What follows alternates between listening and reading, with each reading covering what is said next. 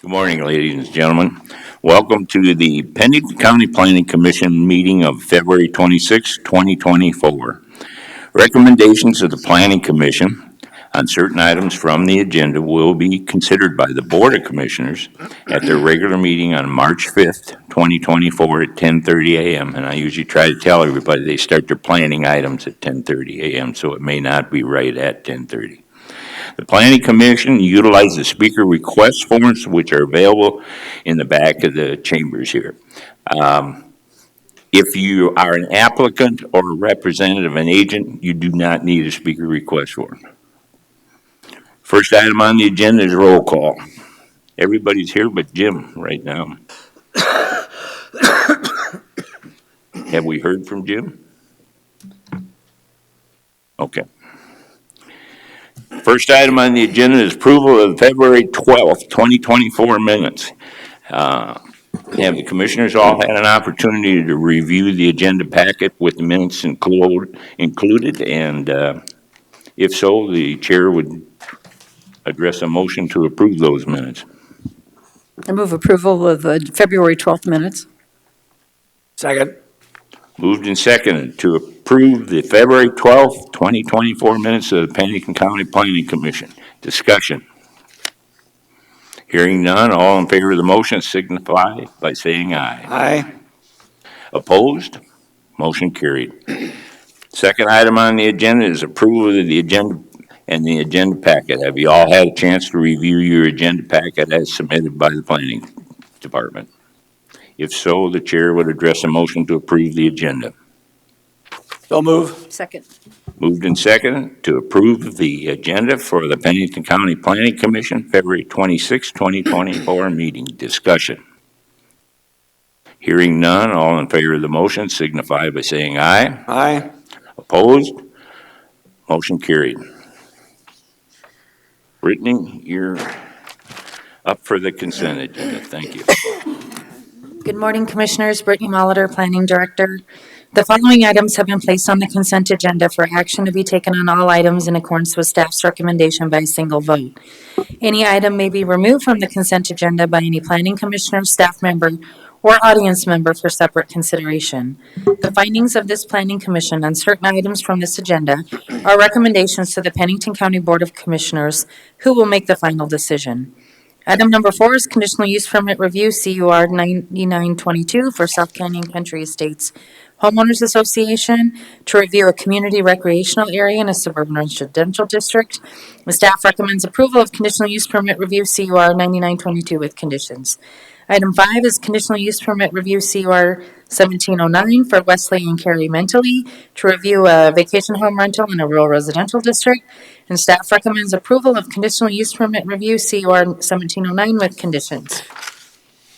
Item 6 is conditional use permit review, CUR 1818 for Real Simple LLC, Randy Dowdy, to review a rental home park to include 7 existing mobile home rental units and to allow an additional 7 rental units. And staff recommends approval of conditional use permit review, CUR 1818 with conditions. Item 7 is conditional use permit review, CUR 1921 for Terry and Cynthia Stock to review a vacation home rental in a suburban residential district. And staff recommends to end conditional use permit review, CUR 1921. Item 8 is conditional use permit review, CUR 2168 for Delbert and Yvette Haskell to review an existing single-family residence to be used as a bed and breakfast in an agriculture district. And staff recommends approval of conditional use permit review, CUR 2168 with conditions. Item 9 is conditional use permit review, CUR 2172 for Todd and Rise Waldra to review a vacation home rental in an agriculture district. And staff recommends approval of conditional use permit review, CUR 2172 with conditions. Item 10 is Major Plan Unit Development Overlay Amendment Review, PUR 1909 for Donna Hartshorn to review an existing Plan Unit Development Overlay. And staff recommends to continue Major Plan Unit Development Overlay Amendment Review, PUR 1909 to the May 13th, 2024 Planning Commission meeting. And finally, item 11 is Plan Unit Development Overlay Review, PUR 23-01 for John and Emily Rowe to review a Plan Unit Development Overlay for a specialty resort. And staff recommends approval of Plan Unit Development Overlay Review, PUR 23-01 with conditions. Okay, just a second. Jerry, let the record show that Commissioner Coleman is here for the meeting. Any that the staff would like pulled? No, not at this time. Any from the commission? 6 and 8. 6 and 8.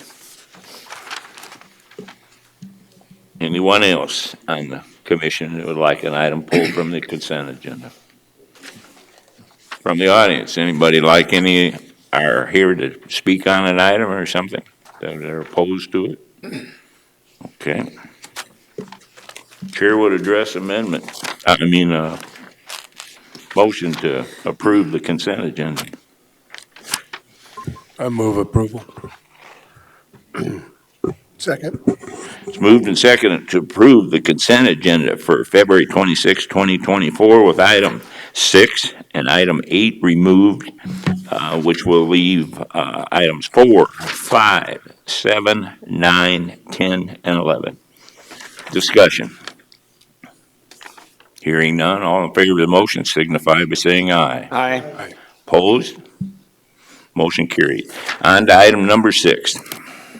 Small question. On condition number 7, it talks about the water system will be operational by the time the 10th building permit is in. Excuse me. What is the condition of the water system now? As far as I know, that condition was fulfilled and just wasn't removed. We can remove that condition if you would like them. That was removed. The water system is functional. They do have water to these units. Okay, because I guess my only thing, I understand they're under 10 at this point, but I was just curious how they were doing what they had at that point. Okay, we'll let that go. Mr. Chair, I make a motion the conditional use permit review, CUR 1818, be approved. Second. Moved and seconded to approve per staff's recommendation with 16 conditions. CU 18-18. Discussion. From the audience. From the commission. Hearing none, all in favor of the motion signify by saying aye. Aye. Opposed? Motion carried. On to item number 8. The last time, we're being asked to approve this review. The last time anybody's been out there is 21? No, we were out there for a review this year. Okay, because you showed 21. I must have my date. That was my only thing. It's Okay. like, wow, I wonder, the place may be in shambles, and you have no idea. So you have been out there? Yes. Okay, that's all. Okay. Yep. Mr. Chair, I recommend that we approve conditional use permit review, CUR 21-68. Is there a second? Second. Moved and seconded to approve per staff's recommendation with 19 conditions, CUR 21-68. Discussion. That was a good catch, Mike. Yeah. Thank you. Discussions from the audience, from the commission. Hearing none, all in favor of the motion signify by saying aye. Aye. Opposed? Motion carried. On to item number 12, am I correct? Okay, thanks. Not 2 weeks in a row I didn't miss you. Thanks.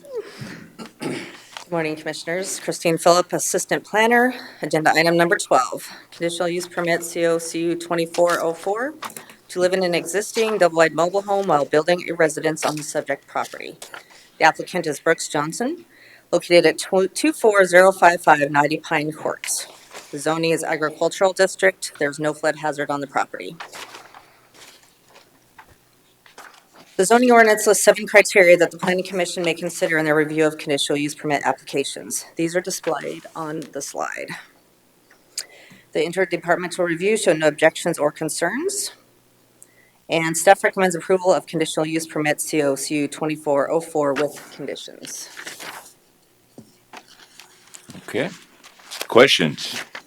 The building permit, you have a 32 by 52 mobile home in 93? Is that this one? Yes. So they didn't have a, So they're living in the mobile home that's existing right now, and they're going to live there while they build a new structure on the property. right. But it's been there all this time. Correct. Okay, all right. Any other questions for Christine? Anyone here to speak on this matter? Yes, sir. Oh. Okay. Any questions for the applicant from the commission? Chair to address the motion. I move we approve Second. COCU 240004. It's been moved and seconded to approve COCU 24-0004. Per staff's recommendation was 9 conditions. Is this a new numbering system, Christine? I noticed there was a number of these. We are changing them now to follow suit with how. So this is something we'll see in the future. Correct. All right. I'm sure everybody else picked up on that too. Is this just to make it more difficult for us to? All right. Yeah. Additional discussion from the audience, from the commission. Hearing none, all in favor of the motion signify by saying aye. Aye. Opposed? Motion carried. Thank you, Christine. Mr. Chair, I make a motion that we discuss 13 and 14 together, but vote on them separately. Is there a second to that motion? Second. Only discussion is we must be aware it takes a 2/3 vote to do that, and we do need to vote on the individual agenda item for each. Any discussion? Hearing none, all in favor of the motion signify by saying aye. Aye. Opposed? That was unanimous. You have the right to discuss 13 and 14 together. Cody Sack, Environmental Planner. Item 13 is Comprehensive Plan Amendment, COCA 24-0001. It's to change the future land use from Ranchette District to Rural Residential District. And item 14 is rezone CORZ 24-0001. It's to rezone 3 acres from Agriculture District to Rural Residential District. The applicant landowner for both are Charles and Jenny Hansen. Location of the property is 24025 Trixie Lane. Current zoning and future land use is agriculture and ranchette district. Existing land use is residential. Access is off Trixie Lane and there is no special flood hazard area on the property. Current zoning is agriculture district with a future land use of ranchette. And the proposed zoning is rural residential. So for future land use, for ranchette, the minimum lot size is 5 acres. For rural residential, it's 3. For maximum single-family residence density per acre, for ranchette, it's 0.2. And for rural residential, it's 0.33. Both require a 25-foot setback from all property lines. Ranchette has agriculture and residential as predominant land use, where rural residential is mainly residential. Utilities are private for both.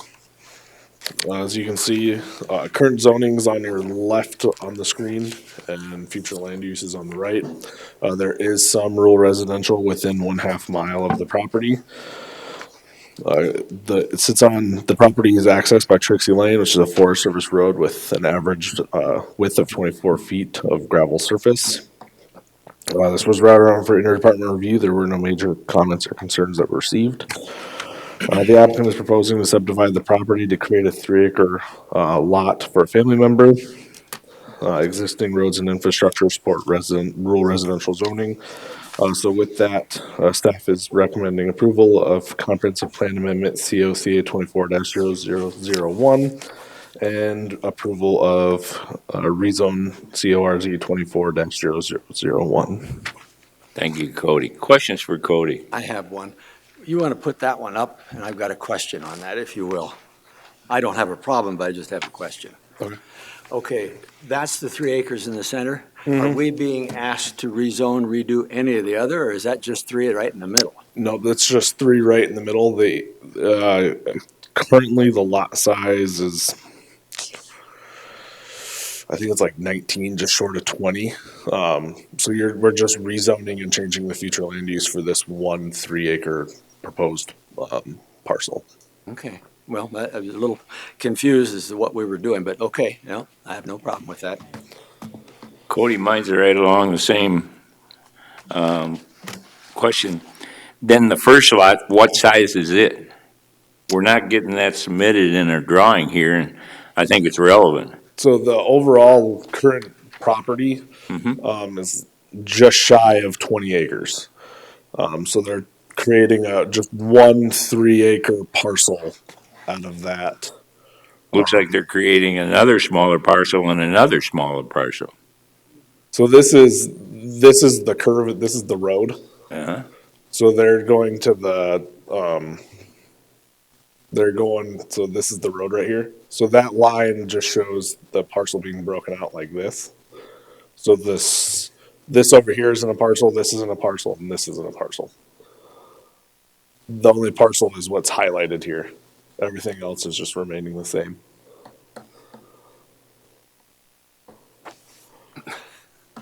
But we don't know the size of those. They weren't surveyed. They have submitted a layout plan, like I said, so this, I can confirm for you the lot size, but it's just shy of 20. It's like 19.76. Well, one of them looks like it's 3 or 4 acres, right? Well, Because it's cut off from the bigger one.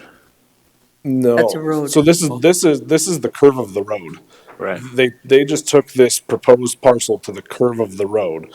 Everything else that's not highlighted here is the remaining balance of this 3 acres. So if you have 16 acres left out of 3, so all that's the 16 acres and the 3 acres is just the lot. Correct. Like this right here isn't, it might appear to be one, but this right here isn't a lot, this isn't a parcel, and this isn't a parcel. What's highlighted is the only proposed parcel.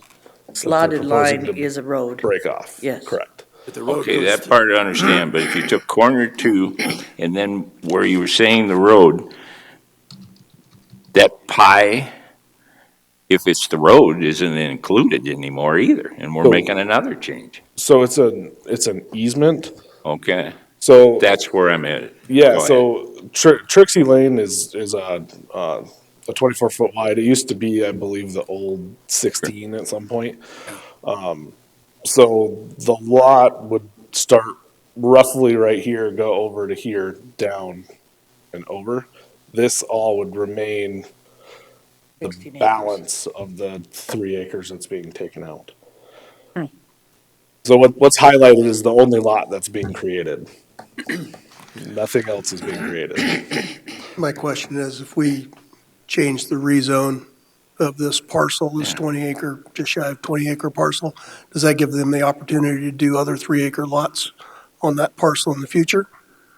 They're only sectioning out one 3 acre lot right now, but if we change the zoning and we've changed the future planning, then that gives them the opportunity to split this up into a bunch of 3 acre lots, doesn't it? It would put rural residential right in that area, but there already is rural residential within that half mile that we look at already. And the infrastructure, when we look at rezones, we look at infrastructure. Rural residential requires a 24-foot wide gravel road, and that's what Trixie Lane is. So it'd be really up to the planning commission and the board if they wanted future development on that property. It's not a 40 acre. It's not even remotely close to the 40 acre lot rule, so that area could be subdivided into further lots.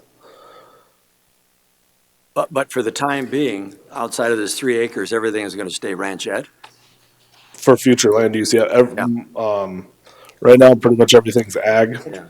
and then future land use is ranchette for a lot of it. I know staff worked with the applicants to see if they could do a 5 acre lot, but they're splitting it off for their brother, and once you get into the 5 acre lot size parcel, it gets a little expensive, is what their reasoning was. Cody, but I'm gonna go back to, if that road runs between there, we basically have a arrangement where, the one that's down here with Plainview Load is separate from the other 3, because the road runs through there. You don't have a common access to those 3 pieces, the pie-shaped piece and then the other pie-shaped piece. In effect, by doing this, we're already separating the others, because the road's already there and goes through it. Well, I guess my opinion would be that it's no different than any other easement that runs through the middle of a parcel. It's not subdividing that parcel. It's just that's the easement that's there. They're allowed to work within that easement. They're allowed to do anything. It's not right away, so But it's not most of the split. easements, they would be attached somewhere. In other words, we're not attached down in the corner. The plain view load is not attached to the pie-shaped piece or the other piece over there is point of beginning. Well, I guess what my thinking would be is this road already cuts through here, so Uh-huh. we're already saying, are we saying that for this piece right now then, like up here? Right. This is already separated from this. Is that what I'm understanding that you're asking? So that's and no different than this easement that comes down here for all these. These aren't individual lots over here. It's an But easement that runs through the parcel. that's exactly my point. Once we do this one other piece in there, we've set the wheels in motion. They are divided. Because you've got one piece sitting in the middle.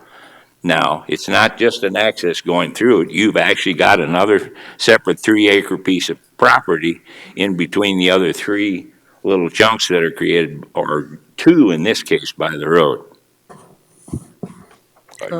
Chairman, I'm trying to figure out why we have a problem with them subdividing if they did in the future when you have rural a half mile away.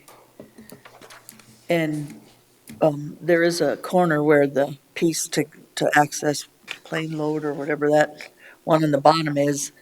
And the best thing is they have the infrastructure to do it, where most pieces don't. They have a road that goes to the, whatever, in this case, the south and to the east, and then they have a 3-acre lot, so they have the infrastructure to do it where most of them don't. And I'm trying to figure out why we're disagreeing on a 3-acre, even if they subdivide it later.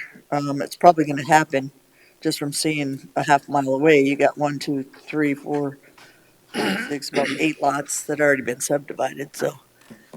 And like I said, this has a nice road through it, a 24-foot road, so. Deb, I wasn't disagreeing. I'm saying, why don't we quit kidding each other and go ahead and we're just changing, we're doing 2 particular functions. We're doing a comprehensive plan on 3 acres and we're doing a rezone on 3 acres. Why don't we get the other done? That's where I'm not disagreeing, but, It's usually driven by the applicants you when they want to change it. The planning department already changed this for the future land use to ranchette or rural residential. Okay. So future land use shows that, and commercial, all of those actually have been approved by the planning department. I was just looking at it from selective zoning. We're taking 3 acres out of the whole 20 or whatever, and we're making it different than the rest, and we're performing 2 functions to do that, when in fact, the road isn't gonna get torn out, it's gonna be there. Right. And sets the guidelines for what the other pieces of property that exist there already too. Right. But They're not gonna tear the road out. But when you're making a decision, you look at the future land use of what the planning department wanted and what the applicants want, and then it starts somewhere, and then you move forward with it. You can't just go and go, okay, this all needs to be ranchette, or this all needs to be commercial.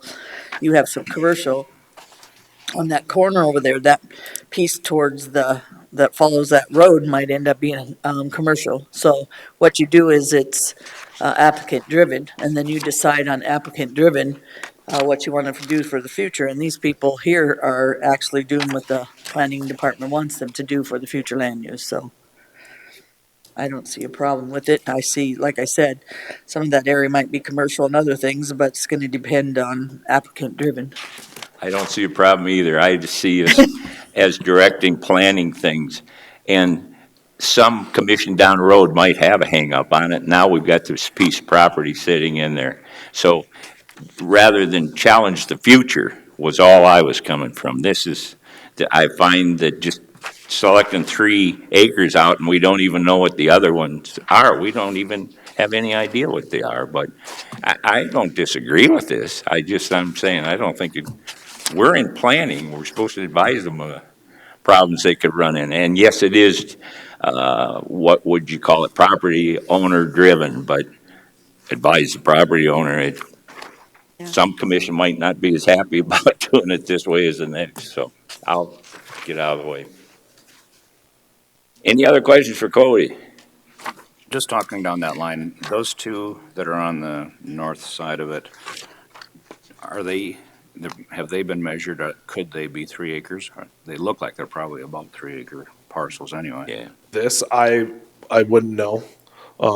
I only know what the surveyor information gives me, and I know that this is 3 acres, and the overall property is just shy of.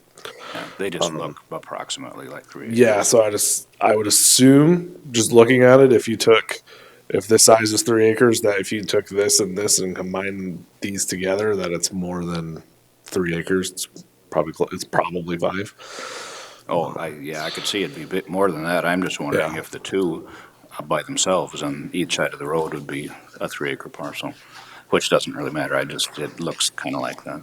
Possibly, I could see one maybe being Yeah. 3 acres. Any other questions for Cody? Your applicant here want to speak? No. There. Chair will address the motion. Mr. Chair, I'd move that we approve COCA 24-0001. Second. Moved and seconded to approve per staff's recommendations, COCA 24-0001. Discussion. Mr. Chair, Yes. I've got a little bit of difficulty with this. We're jumping 2 steps from ag to rural residential when it's already future planning was for ranchette. We've got plenty of land there to do 5-acre lots. I'm not sure why we're making the jump to go from what our future planning is to a lower level planning. They kind of stuck that right in the middle of the other lot. And I agree with Kevin that I think the other lots are probably designated as future 3-acre lots. It's also an area that's kind of in the middle of a bunch of ag land, right at the border of your half-acre or your half-mile radius. You've got some commercial and one strip of rural residential that is, along a main road right there, forms a little community. This is kind of an island out there in the middle. So I'm not really for this. Any other discussion?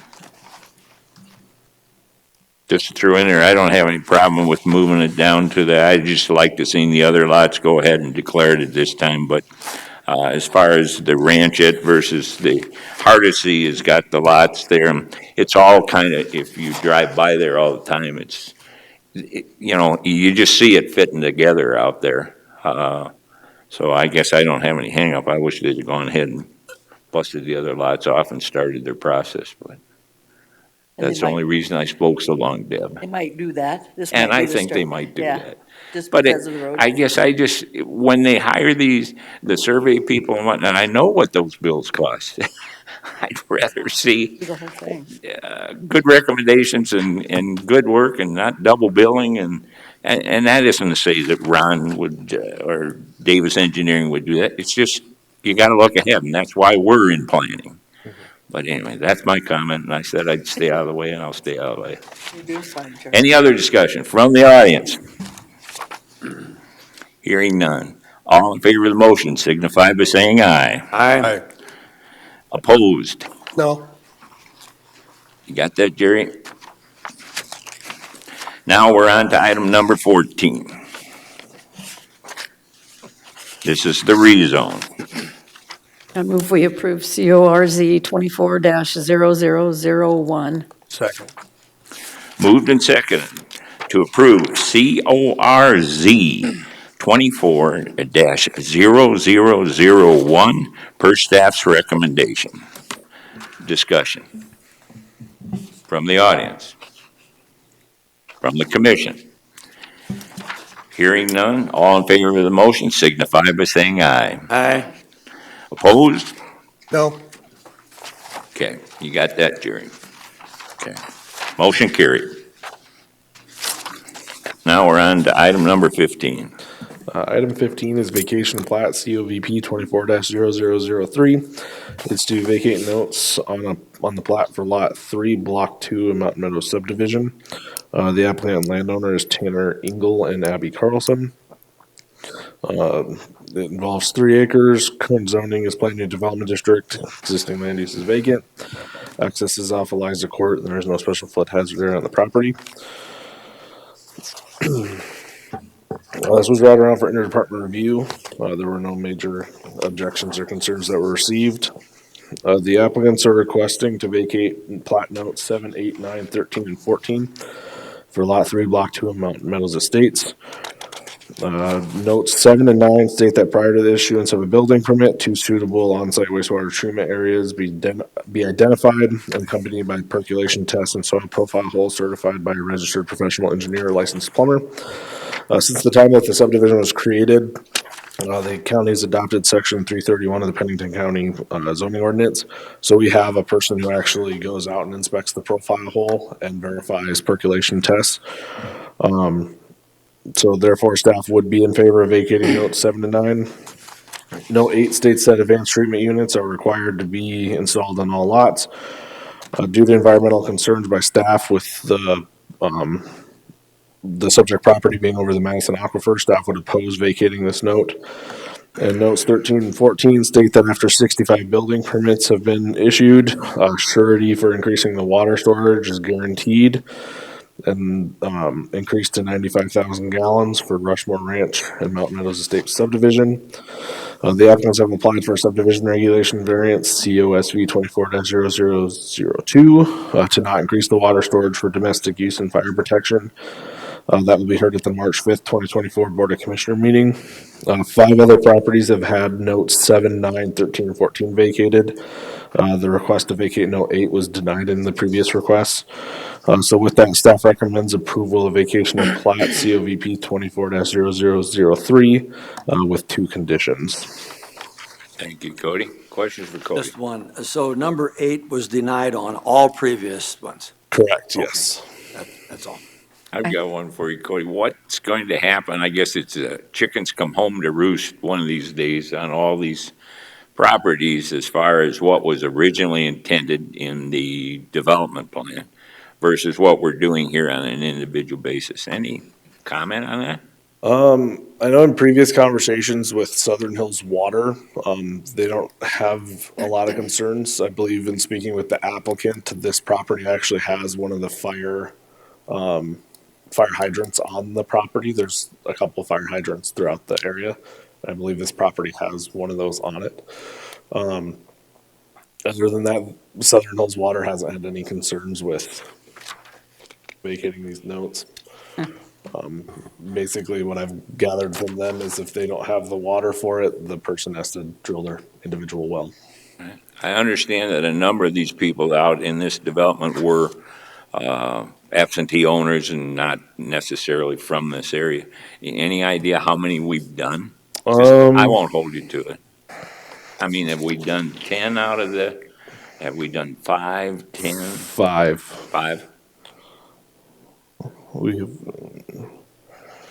But it appears us and the Board of Commissioners are pretty committed on this so far because we have done these in the past to improve the situation for those folks out there. And I don't have any problem with it now. I'm just saying what's going to happen when we get to the big number. I have a question. Go ahead. Cody, what's the current water storage requirement? It says they don't want to increase it to 95,000 gallons. Do you have any idea what the current is? I think if I remember correctly, it's 65,000 gallons. So they'd have to. I remember 55 or 65. So they'd have to increase, I believe, 30,000 gallons of storage. There's a young man in the back that knows. We've got to have you come up and introduce yourself just for the record.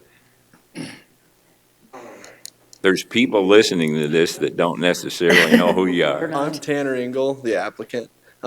This water storage is 75,000 gallons, Okay. and they've got a 138 gallon a minute well, which Southern Hills Water will not upgrade the water storage system because they don't need to, because they have a sufficient water supply and they have a second well that they can turn on at any time. So that was all I had to say. Okay, thank you. Any questions for Tanner while we've got him up here? I do. Go ahead. So Tanner, does that fire hydrant have water pressure fire flows that are acceptable to put out fires? know. As far as I know, yes, but I couldn't give you the exact information on the flow of that well, or of that fire Fire hydrant. hydrant, because just because you have a fire hydrant doesn't mean it has a water pressure fire flow to do it. Nope, and I not anticipating that, and that's having that and having a fire sprinkler system. Both of those are, keeping a fire Helpful. off and keeping a fire from leaving. I think that suffices in talking to the people that run the water system. It's just there's no rhyme or reason for Southern Hills to upgrade that system unless there was a huge donation to do such a thing. The main thing is to make sure you have the fire flows or the tank to put out the fire, at least to get out of the house in time for, you don't always save it, but at Sure. least, save your family, and that's why we recommend that, sir. A lot of people like, oh, that costs some money. Well, it's for safety, so we Yeah. appreciate that you're doing that. Yeah. Sorry, Cody Stack, environmental planner. So I can answer that question. The hydrant doesn't meet fire flows. That's where the sprinkler requirement came in. Yes, that's what I thought, but couldn't verify it. But he's And then- doing Any it. other questions for Tanner? Thank you, Tanner. Thank you. Appreciate it. And then one more thing. Yes. So one of the history with this too, this was supposed to be a larger subdivision than what it is. At one point, I believe there was 50 some lots planned. The developer went under and only 13 got done. So some of this water storage that was supposed to be increased was supposed to be able to handle that additional development that never happened. Anyone else here from the audience that would like to speak on this matter? Chair to address a motion. I move we approve COVP 24-0003 with two conditions. Is there a second? Second. Moved and seconded to approve per staff's recommendations with two conditions. COVP 24-0003. Discussion from the audience. From the commission. Hearing none, all in favor of the motion signify by saying aye. Aye. Opposed? Motion carried.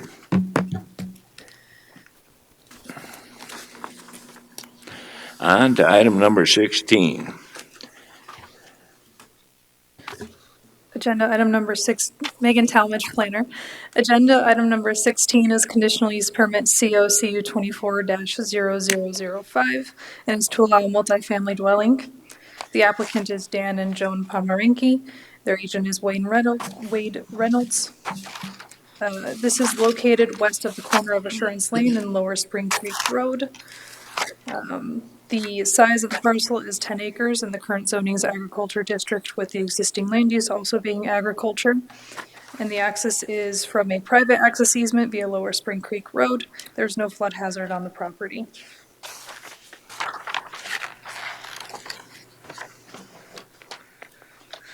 The zoning ordinance lists 7 criteria that the planning commission may consider in their review of conditional use permit applications. They are listed on the screen. They do meet the criteria. In the interdepartmental review, the County Highway Department noted that a new approach must be filed, as the current approach is a field approach off of Lower Spring Creek Road. Since this appears to be a new road, it has to be built to ordinance 14 standards. Tied with that, with county addressing in 911, an address cannot be assigned until a road name is approved by the Board of Commissioners, and the proposed road name has already been approved by Emergency Services, but not the Board of Commissioners. The applicant is requesting to place a modular duplex. They will need to amend their plans slightly, as the current plans do not show at least 300 square feet of recreational area per unit. And so, another note on the road is that it's currently 24-foot wide gravel. While the width is sufficient, the surface is not. Staff recommends approval of conditional use permit COCU 24-0005 with 7 conditions. Questions for Megan? I have one. Under the analysis, B, C, D, and E are things that they need to do. Why don't we have that under conditions? The road isn't, how do I explain this? Who built the road isn't who applied for this, and that is between them, but we can add it to the conditions that the road must be improved to ordinance 14 standards. That would be a requirement by highway, though, not necessarily us. Okay, well, and then you've got the address also needs to be assigned. Here again, why wouldn't that's something they need to do, I assume. Yes, so the road sign needs to be posted for the address to be assigned. And for the road sign to be posted, the road needs to meet ordinance 14 standards. So those are all linked together. Well, I'm just curious, since those are things that look like needed to be done, and nothing is in the conditions, so. Road also has to be named too, Michael. Yeah. Just house cleaning here. Commission received a communication from Jeff Koppel, and each member of the commission does have a copy of that for their agenda packet. And then we do have a speaker request form, Megan. I don't have any questions for you at this time. But Brian Barber?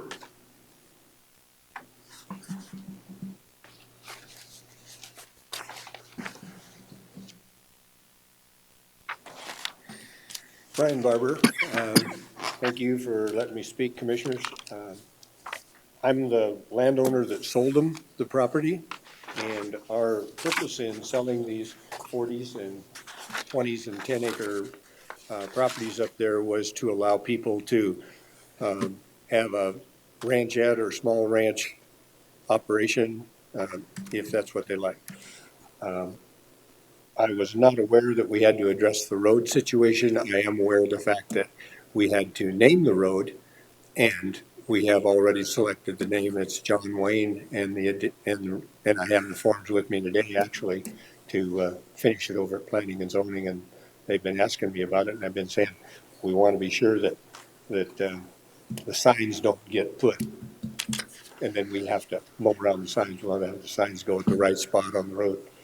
So that's been the only holdup. My only comment has been that, and I'm in favor of this, that we want this to be single-family housing, and we have no problem with people building smaller homes with adequate space to take care of a loved one or family or friends, taking care of a mother-in-law or a failing family member in their home.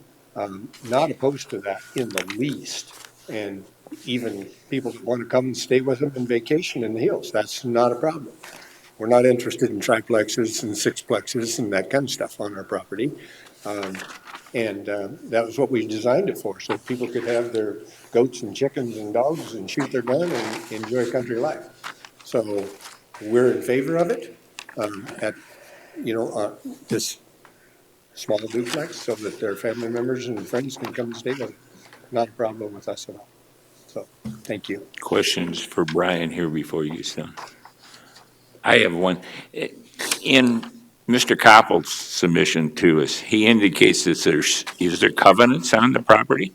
There is covenants on the property. Yes. Do they state single family? No, they do not. Okay. Because he does refer to that. He's under different covenants. Oh, okay. He has different covenants on his So you don't property. have any, because right now we're looking at this as multi-dwelling. I wanted to let you know that it's not a duplex, it's multi-dwelling. It looks like a townhouse to me. It's two identical houses built on 26 by 60, I believe, something I stopped and saw the measurements on the plan. It says modular duplex, sir. That means I more than one. understand, but the one is not large enough to accommodate any family and friends. The one, each side is one bath, two beds. And so you can't have family and friends come unless you have a, So who was Go ahead, Deb. who was the planner on this one? Ritchie's, I believe. Yeah. Megan did have a comment here before Deb. Just go ahead, So Megan. Megan, what size is this lot again? This lot is 10 acres. 10 acres. Okay. And yours was, sir, to make sure people had single-family homes on the 10 acres, the 20 acres, and the 40 acres? Or your intent was just to sell the land and then make it, I think I just heard you say about single-family, but this is a modular. It's not just, and maybe they have two families, and do we really care in one sense? No. The other is, if you sold it to be single-family, that's not single-family. And maybe I misunderstood you. Our intention when we started Right. was to allow people to move to the country as a family and raise their family, retire there, whatever they wanted to do with their home.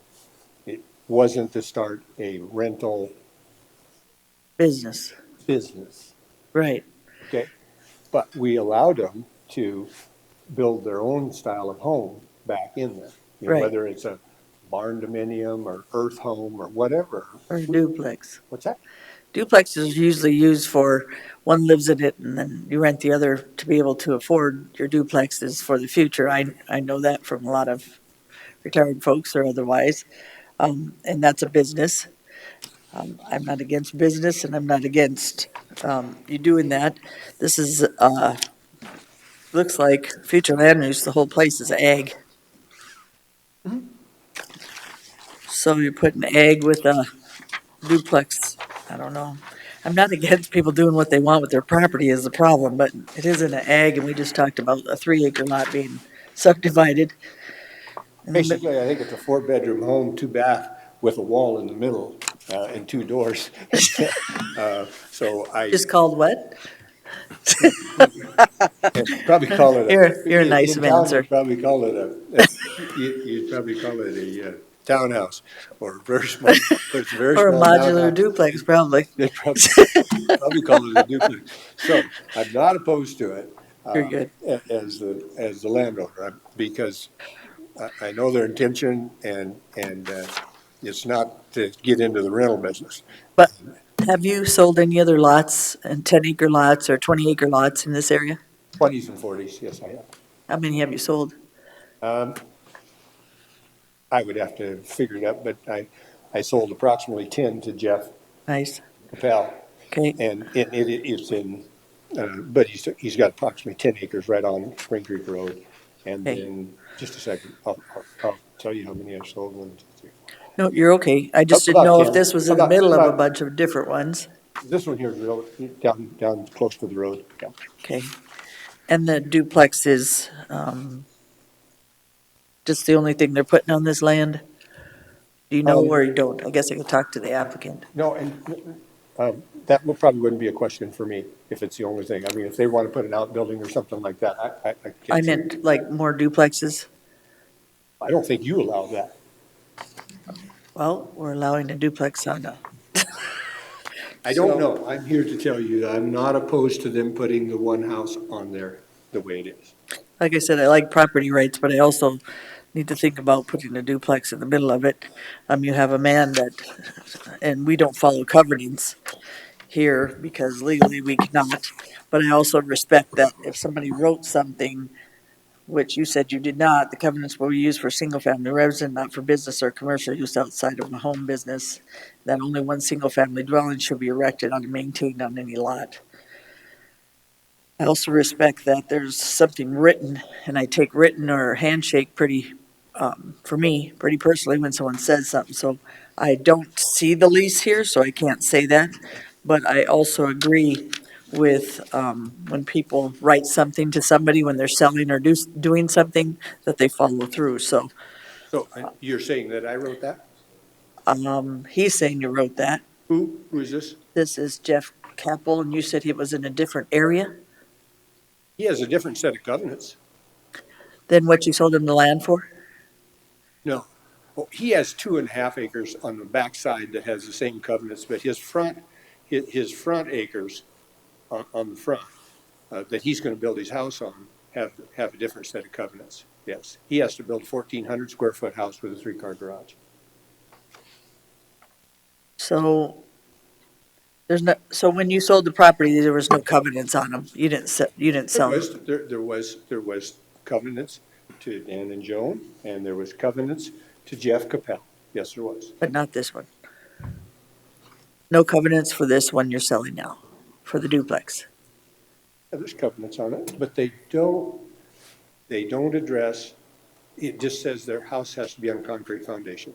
It cannot be a single wide trailer, and it has to be on concrete foundation. That's all of the provisions I have. Okay, and you don't have that covenants with you or that? No, I paper do they not. signed? I didn't bring my covenants with me. Okay. Any other questions for Brian? Thank you, Brian. Welcome. Megan, I had a couple of questions yet for you, and you had something you wanted to address. I just wanted to clarify that was a modular duplex, which does classify as a multifamily, but specifically it's a duplex. Okay, specifically it's a duplex. My questions are, when you're in your analysis, and I'm just reading from it here, as the plans have been submitted, the duplex does not meet the requirements of Pennington County zoning ordinance 303, which I think you kind of addressed in Michael's question. Does that mean that if we support these number 1, C, D, and E, we need to have those in the condition?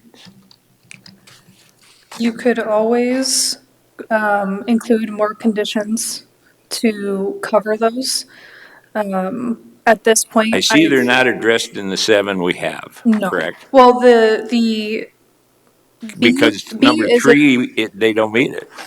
B is addressed as number 3, that the applicant adheres to the requirements of PCZO 303. Oh, you've added that. Okay, I'm with you now. All right. I missed that. I thought you were putting it there and then saying basically they don't apply, so, smoke. It's just a little amendment that they have to do to their plans to show that they provide leisure area to meet. That's that patio, yes. Yes. And I think most of the commission are aware that you do have to have a certain amount of recreational area with multi.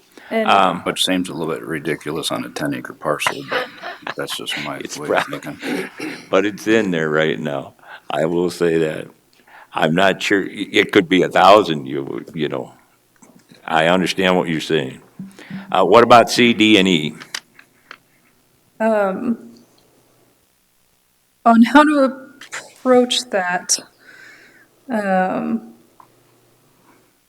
trying to think of how we could word a condition, because it sounds like the planning commission would be in favor of adding a condition to, I think that the easiest way would be to improve the road to ordinance 14 standards. You require that? The reason I ask is 24-foot road doesn't necessarily qualify if it doesn't meet the drainage standards and other things. It's not just the 24 feet. It's also the designated right-of-way that it's mounted in with the drainage. This is a private access easement, so it just Okay. needs to meet the easement requirements. All right. Any other questions for Megan then, while we've got her up here? Quick one.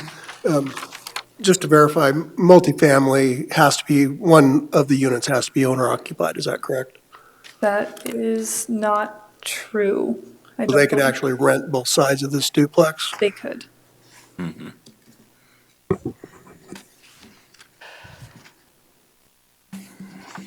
You indicated that it doesn't need to be owner occupied, is that correct? It does not need to be owner occupied. Commercial then. That makes it commercial. Go ahead, Deb. That makes it commercial. Not according to the state. I'm not sure that's accurate either. Yeah. People rent their houses without them being commercial. Yeah, it's not commercial. It's a, It's, I just, as a point of fact. I mean, Well, if it was a house, it'd be different, but that's a they can't get multi-duplex. owner-occupied taxes and that sort of thing on it, but they can rent it. But then it becomes non-owner occupied, which is, okay, you can call it not commercial, but it's called a rental, which is money. Is anyone else here? That was the only speaker request form I had on it. Anyone else here to speak on this matter? That's why. Yes, sir. You'll have to come up and introduce yourself for the record. Non-residential. And I'm then Dan one at a time. Palmericky. I'm Dan Palmericky, the owner that we just purchased, and my Okay. wife is Joan, right behind us. And I'm Wade Reynolds, I'm the builder. Okay.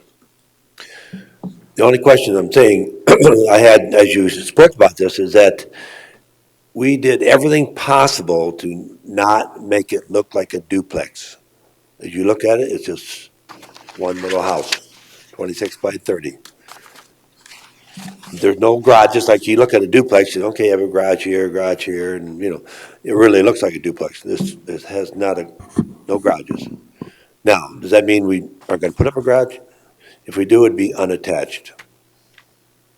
You know, I got married here in 1979. Been coming out here for 44 years with my wife because she grew up here. This is a dream for us to come out and have a home in the hills. We're not gonna be renting both sides. We are not. We can't live there full time. I live back in Iowa, so we've been here as much as we can. Okay, we've camped here for 44 years, but now we want to make it part of our home. So that's. I'm the builder, and we've kind of designed, this is going to be on a slab on grade. It'll be done in accordance. We'll find out about the firewall. I guess that was the question, and we'll make sure that's correct when we submit the final plans to the county. But honestly, these people are pretty good people, and they're not going to rent it commercially, and they're going to live in one side. They got the other side set up so that if they have, say, a nurse, they got family that's a medical professional. If there's a nurse here in Rapid that wants to live in the county, want a horse out there, she might live on the other side. They have family in and out. They just wanted a small place, and they want the other place when their children come on, their grandchildren, they got a place for them. That's what they're doing. They're not going to start a commercial business. Chair. Questions for Wade or Dan? So by chance, can they add more duplexes to more houses once it's multifamily, or is because it's a CUP, they cannot? There'll only be one duplex on the property. This will be it. They're not going to put 3 more on it. If there was an indication that they wanted to do that, they would either have to come in to amend this conditional use permit, they would have to get a new conditional use permit. Okay, but they could do it if they wanted to. They could apply for it, but that doesn't mean that it would be granted. Okay.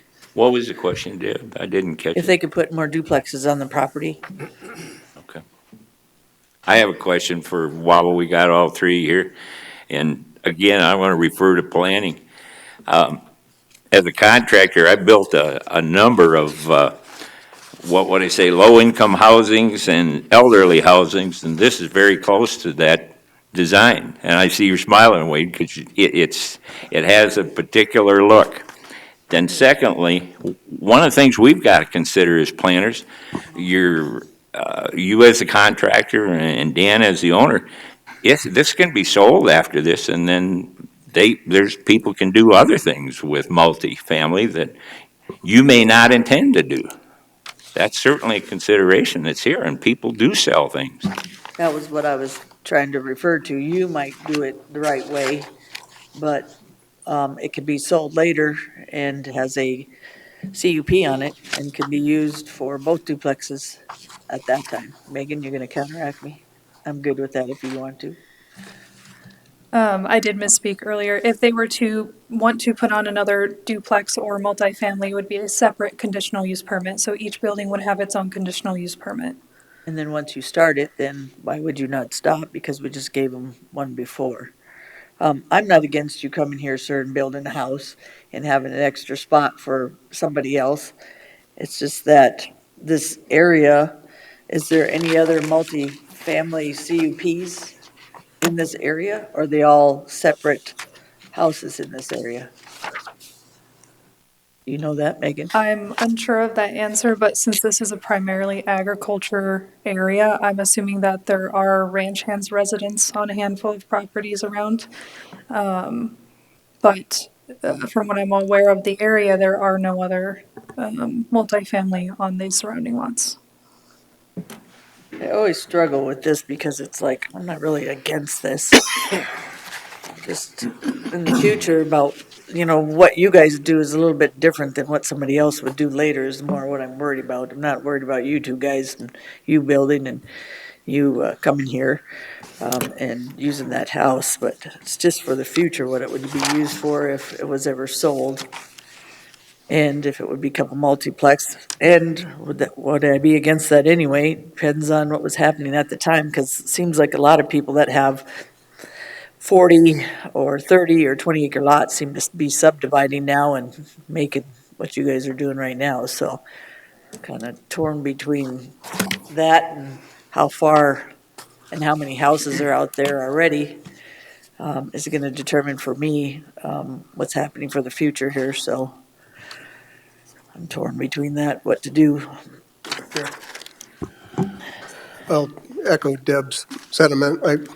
I believe your intentions are pure in what you want to do, but as a planning commission, we have to kind of think about the future and what can happen. And if somebody has a untimely demise or any of that kind of stuff, and you find yourself having to sell the property, it now sets itself up to having both sides being rented by somebody that can do that. And I don't think this neighborhood was ever intended to be a rental area. If there was a stipulation where it was one side always had to be owner occupied, I'd feel a lot more comfortable with it because then at least there's an owner on the property at all times. That's where my quandary is. Nothing against you guys, nothing against the plan. Believe your intentions are pure. But I just have to think about the future planning of the property. And if we allow this, that sets it up for that future. So if there was a covenants that if there was ever a change of ownership or any of those kind of things, that we could revisit this this item, conditional use permit, I would be happy to approve it under a condition like that. But the way it's written right now, I would have trouble approving this. Chair would like to, I think we ought to continue it, and the reason is I'd like to see a condition properly worded that covers C, D, and E. Gives us all a little time to think about what we're doing here in regard to multi, in regard to, we don't address covenants, in regard to certainly this contractor and this owner, as you said, their intentions are adequate for my understanding. But I still would like to, that also might give them an opportunity to submit additional convincing testimony or evidence to us. And maybe we could have the, what's your name, sir? Yeah, Brian, we're gonna have Brian, you come come back up here, but I've got to finish with these fellas first. No, what I mean is have Brian bring the covenants, even though it doesn't, we don't agree with, we don't Don't enforce covenants. acknowledge covenants. It'd be nice Code to see name it. application, there's a number of things yet need to be considered here. Clarified, because like I said, you can handshake me and I can follow through with what I said. When it comes to selling properties and doing things, you need to follow through with what you told people, I believe, even though we don't acknowledge covenants.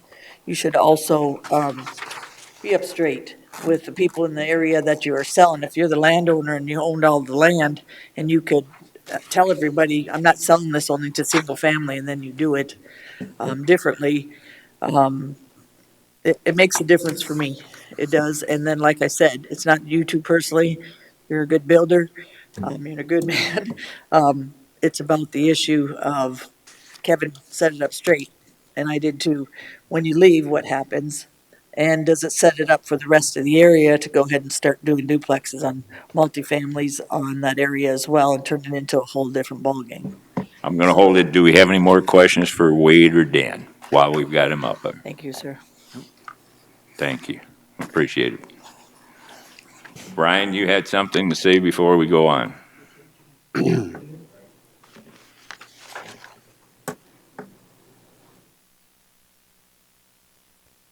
You have to reintroduce yourself. Brian Thank you. Barber. Thank you. Would it help the situation, because this is some things we've considered since we started this, because we're brand new at this. If we went back in and asked the landowners that have bought land right now that are under these covenants, if they would if we could add to the covenants, because I can't do it, each one has to agree that has already purchased land, that if there's a multifamily, that it has to be, one of them has to be owner occupied. If we continue this, we have to continue it to a specific date. And we do have the three items I think need to be reviewed. We have the item that Deb has brought up that she'd like to view before we vote. Would give you some time to do that, to answer your question. Yes, it would provide you some time. If we do that, there hasn't been a motion made to do that yet. Understand. Would somebody care to make a motion to continue this? I'll make the motion to continue till our next planning commission meeting. And that date is March 11th. March 11th. That give you enough time, Brian, to check with the homeowners and stuff? I think that would be, because all I would do is make an effort to put that as an additional item on the covenants that are on that property, that home has to be. Chair would rather see the 25th to give you a little more time to accomplish that. And we have the leeway of the next two meetings in such a motion. I'll amend my motion to the 25th. Thank you. Is there a second? Second. Okay. Also, just wanted to let you know, I have the road name permit. I guess And that. it has been approved. I just haven't paid the $1,100 and had them put the signs up, just because. Don't point me until this is finalized. Yeah. Understood. Thank you, Brian. Any other questions for Brian? Thank you, Brian. Thank you. Any other comments from the audience before the commission? Discussion on the motion. The motion is to continue this to the March 25th meeting of the Planning Commission. Discussion. Mr. Chair, I think this is complete overreach of government ideas. If you split those two buildings apart and had two small little units, you could have one for family members, that would be allowed, correct? As long as they're more than 400 feet, I believe is Exactly. the minimum. I think this is ridiculous, so we're going to deny this and move it on, but that's just my feelings. I would concur about the size, with the exception that we are talking about a different zoning, and that's multi. And multi is a sensitive issue with a lot of neighbors. This is a 10-acre parcel. We're not really affecting the neighborhood. But once you put the multi on it, they also can come back and want more multi on it. And we on can the always, 10 and we acres. can always say no to that.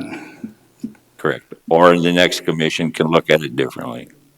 Go ahead, Wade. You have to introduce yourself again. Brian Wade Reynolds again. Thank you. They're going to live in one unit. They're not going to rent that unit out. They have children. This is not going to become a commercial property, Kevin, it's one of those deals that's like, I think it's kind of perplexed at this point, because it's kind of getting a little confusing, I guess. It's just a simple duplex.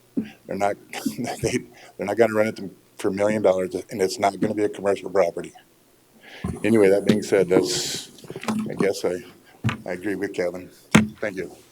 Mr. Chair, Yes. I have been sitting here thinking too, if they came in and said they wanted to build a home, there would have been no question, we wouldn't be having this discussion. And then they could build on an ADU. ADU, yeah. Right? Yep. Correct. Yep. And there'd be no question, and we'd still have two residences on one site. So I kind of agree with Kevin. But the Chair. requirement of an ADU is that one of the units has to be owner occupied, is that Right. correct? Owner occupied. Yeah. Yep, Or this isn't going to be. Excuse me? Or long-term rental. Or a long-term rental. Rental.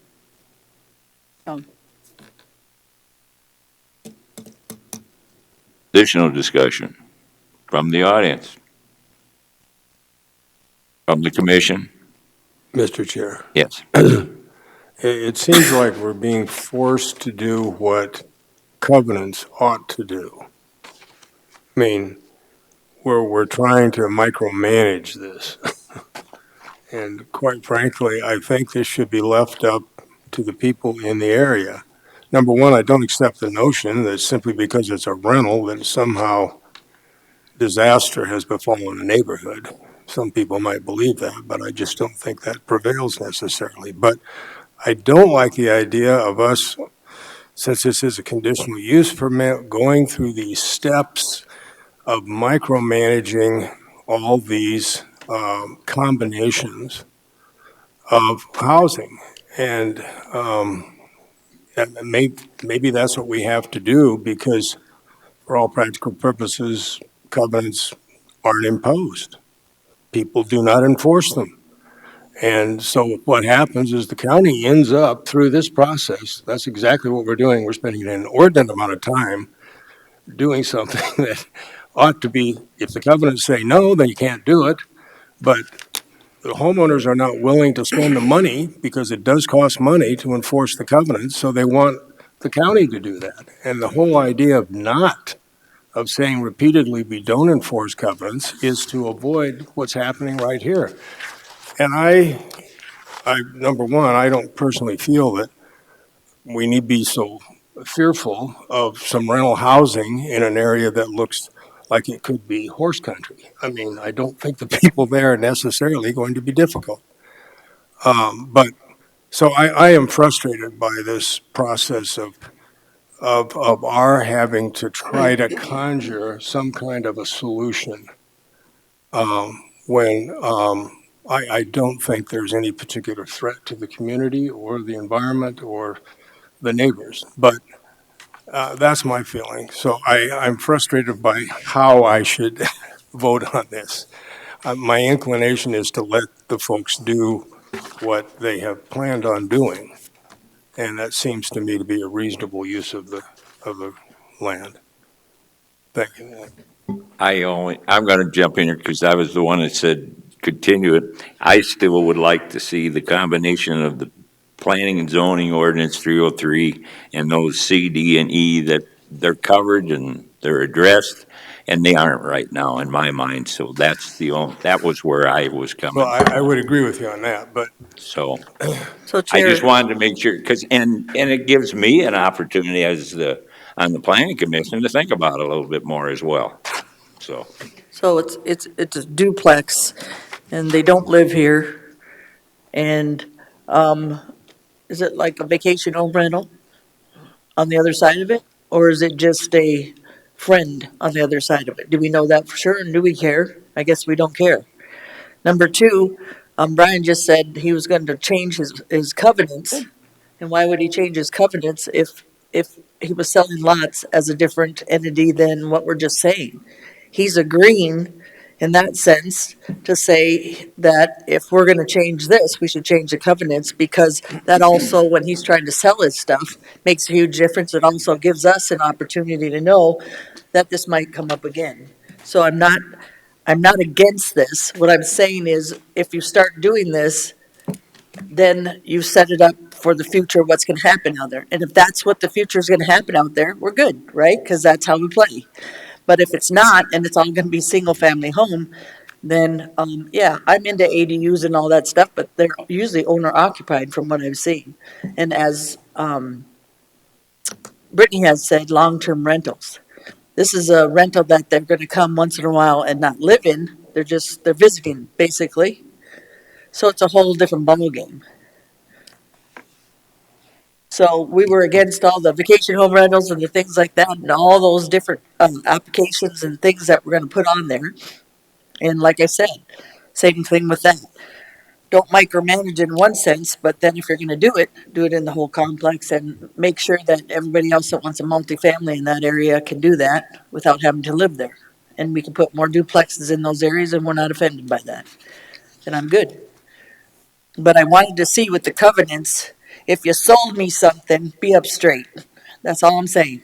You sold me something, and then I already know, some people, we already know, you got 40 acres, and someone, you need some money. Later on, you have to sell 20 acres to be able to take care of your wife or your husband or whatever, happens all the time. So what's going to happen is if it's sold, will it make a difference in that area if it becomes a multi-duplex or a vacation home rental? That's what I'm asking you. And if it doesn't, then let's move forward. But I'd like to see the covenants, because when you tell me something, maybe for me, this is me personally, not you guys, you don't have to follow this. When you tell me something and I buy something, that's what it should be. So that's my purpose of saying, what did you put on the covenants? I do, and I don't have to legally look at the covenants. But I also, when I'm buying property or doing something, I like to know that that person's going to be honest enough to keep what it's supposed to be on that property, and that's what I'm getting. So, like I said, it's not legally looked at for the county, but it is for me. So, do what you want with your property in one sense, but don't tell me one thing and do another. So, Mr. Chairman, so you would like to see him change his covenants and try to define it in that way? Well, let's give everybody a heads up, sir, Right. that we're going to do this, and then see if the neighbors go, okay, we don't really care. Well, I'm in Might do it favor in of the that. future. If he You see wants what I'm to do saying? that, that's fine. I know, however, what will happen is someone will come in and step out of the bounds, and the homeowners will complain, but they will do nothing to legally enforce a person's violation. That happens so often, and so then we end up in another incident where they come to us again and say, well, we've got a homeowners and we've got the covenants, but, we couldn't win in court. And oftentimes it's because they don't try to win in court, because it's expensive. And I understand that. I mean, I've lived in several places with, covenants, and it is expensive. So then they come to government and they say, big government can enforce this. And that's what I want us not to do. Deb, I don't think it's Jim, I got to jump in here just to clarify something for the audience. In regards to covenants, we as commissioners and the Board of Commissioners have every right to consider covenants in their decision-making. However, it's been clearly defined, we do nothing in ways of enforcement through our actions. Right. I just want to clarify that so people understand what we're dealing with here. So I'm not sure that either one of you are wrong. As a commissioner, you have the right to consider that in your decision-making process. You do not have a right to consider that when we make a motion or we approve one of these, that we in any way are talking about an enforcement of a covenant. That's been the position of the Pennington County for some time, I believe, years. So I just wanted to clarify that, and that kind of helps it. But the motion on the table right now is either to continue this to the March 25th meeting, and that's what we should be discussing. Yep. Thank you. Any other discussion? I go along with what Jim said, that it would be best if the covenants would rule on this.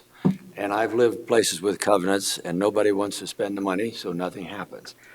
But I guess the thing I go along a little bit with Kevin's thinking. I don't know if we have the right to say that you got to be owner occupied. I mean, it makes sense.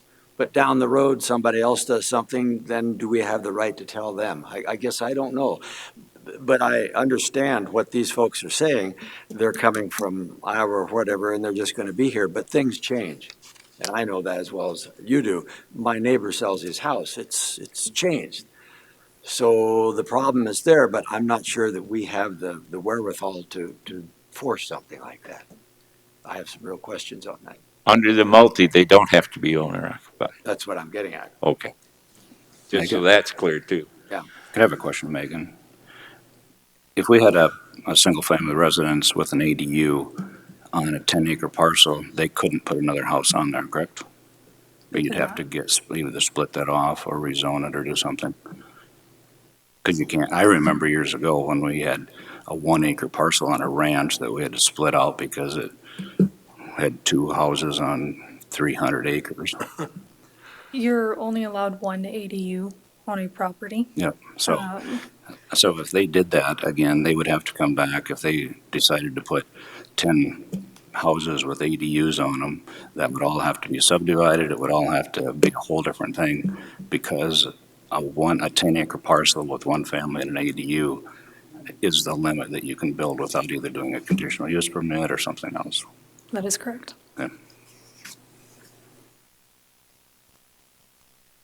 That's all I had. Basically, the difference is what it's platted off for, Kevin. You know that. In other words, if they do break off a piece, they certainly are falling under a different set of regulations under our ordinances, our building ordinances, as well as our zoning ordinances. Any other discussion? Questions for Megan? Anyone from the audience? Hearing none, all in favor of the motion to continue is what we were doing to the March 25th meeting. Any other discussion before we do it? Go ahead, Mike. If we continue this, or say not to continue it, then we have to come back and make a motion to approve this if we do it that way? It's assumed that we would, no, we're not required to, but it's assumed that we would want to get it going for them. It's quite a. Come back with an alternate motion. Yeah, right. Other things could come up, you don't know, but it would be continued and reviewed again in full at the March 25th meeting. All in favor of the motion signify by saying aye. Aye. Opposed? No. Nope. Okay. 5-2. Are you number 17? Oh, sorry. On to number 17. Megan Talmadge, planner. Agenda item number 17 is a conditional use permit, COCU 24-0003. It is to allow a contractor's equipment storage yard. The applicant is Sam Crittenden, and this is located at the corner of Lamb and Reservoir Road. This will only be utilizing the 10 acres shown on the picture above. Current zoning is agriculture district and the existing land use is agriculture district. The access would be from Reservoir Road and there's no special flood hazard on the property. This item was continued from the previous planning commission meeting and it was determined that this requested use is better suited for a light industrial zoning. The applicant has a business plan attached and the equipment use and size of the operation would fall under industrial use. The surrounding roads and utilities are not adequate for an industrial use and ordinance 14 requires a 32-foot wide paved surface while Reservoir Road, I believe, is 24 feet paved. The surrounding area generally has an agriculture use. The county highway department has also stated that the approach must meet standards for an industrial and commercial use. And the access that was inspected as a residential access. And so a future use of industrial may not be approved. Staff recommends denial of conditional use permit COC 24-0003, again, because the requested use is better suited for an industrial zoning. Okay, questions for Megan? Chairman. So if you look on ag land, don't most of them look industrial with all their equipment? Just saying. Most of the time when I went to ag land, and if they have any kind of ranching and farming, they look pretty industrial at that time, and this is for a company that is a contract storage yard. At least they're putting storage yard in there, meaning they're gonna do it right instead of just put all their equipment everywhere on their land without being mean to ag, 'cause I like ag. But, so we think they should do industrial, otherwise they're not for this company. That is correct. Another issue is that the future land use is low-density residential, and there is residential in the area. So here's the future zoning of the area. Okay. The orange is low-density residential, and then there are already residential lots to the north. So they're doing a business on ag land? Yes. And we don't have that anywhere else? There is another contractor storage yard that is north of Rapid City, but it is surrounded by industrial. So it's surrounded by peat lean and a gravel mine to the north. Other than that, contractor storage yards are generally temporary, therefore staging purposes. This one would be a business and permanently on the property.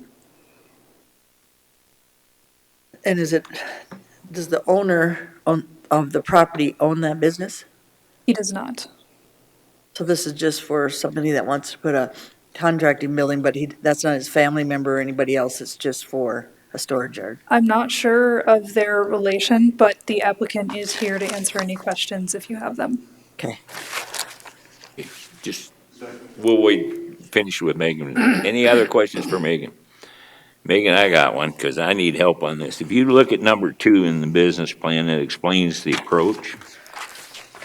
Well, I sure couldn't figure it out when I went north-south, and I tried to go by I'm looking at the exact one there.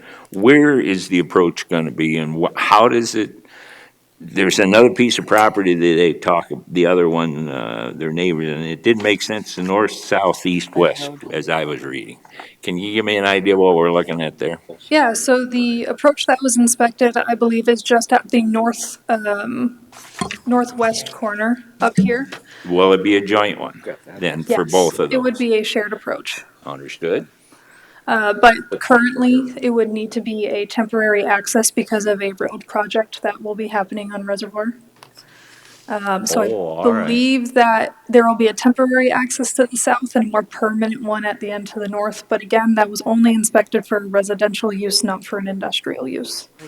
We'd have to kind of assume that then the other, 10 acres that are broke off here?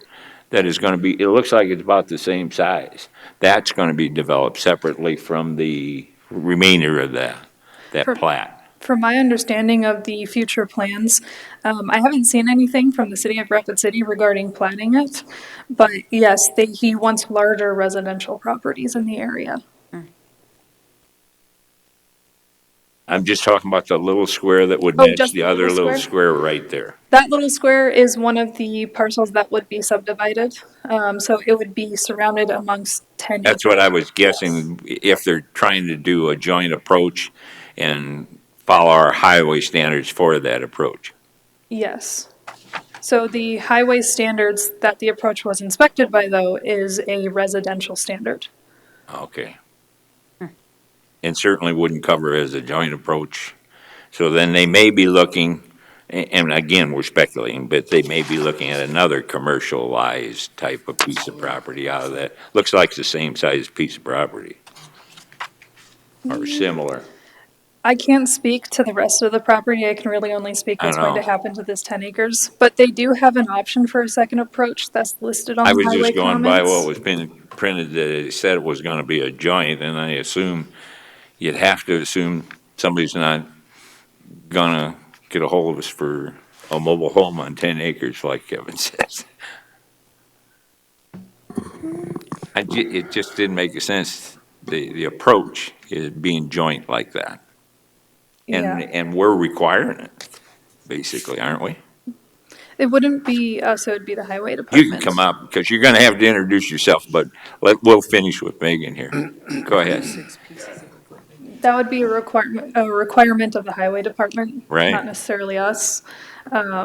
We just received their comments and Yeah, all I'm getting at is they don't usually allow a joint approach in this unless they make some assumptions about the two pieces of property that the joint approach is servicing. That's all I'm. the assumption was that both of those properties would be residential, hence the residential inspection of the approach. Oh, so it was assigned there, okay. Now I'm ready. Go ahead. Please introduce yourself for the record. Sure. Hi, I'm Sam Crittenden, co-owner of Black River Contracting with Ethan Peterson, who's sitting back there, and I could answer some of these questions. Go right ahead on the approach. That would help me, because I didn't understand number 2, your wording there. It had me lost what we were doing. I think that temporary approach was kind of hard to describe in words. From my understanding, the owner, Steve Shamanek, He is currently platting off 10-acre parcels to the west of that entire property. The north and south one there should be approximately the same size and dimensions. So, Chairman, so Right ahead, Deb. do you know what he's gonna do? Is he gonna sell them as commercial or is he gonna sell them as residential? I think he was planning on having the option for both, not commercial per se, but yards similar to ours. Obviously, he's going to wait to see what happens at this meeting, but he was planning on doing both. So can I ask future land use on these properties? It's on Reservoir and Lamb Road. Do we have any industrial? Do we have any commercial on Reservoir or Lamb Road? Down the road farther. It is very far west. I don't think Lamb connects, in a way. So, Lamb stops at Elfin. here is our current zoning map. Okay. The subject property is over on this 26 over here. It's this large portion. And then this is where the majority of our industrial and light industrial is. Lamb does not connect this way, although Old Folsom comes down here and connects with Lamb, and then here's the subject property. It's about 2 miles, I believe, to the nearest industrial. On Old Folsom, isn't there a lot of like contractor yard and stuff like that? How close is that? Oh, heavy industrial. I think it's burned. I have some printouts here. I don't know if you guys can see those because I see here you're doing everything on the screen, but I have very similar usage close by to this property. Can we see those? Yeah, there's 3. Got one? Go ahead. You got one?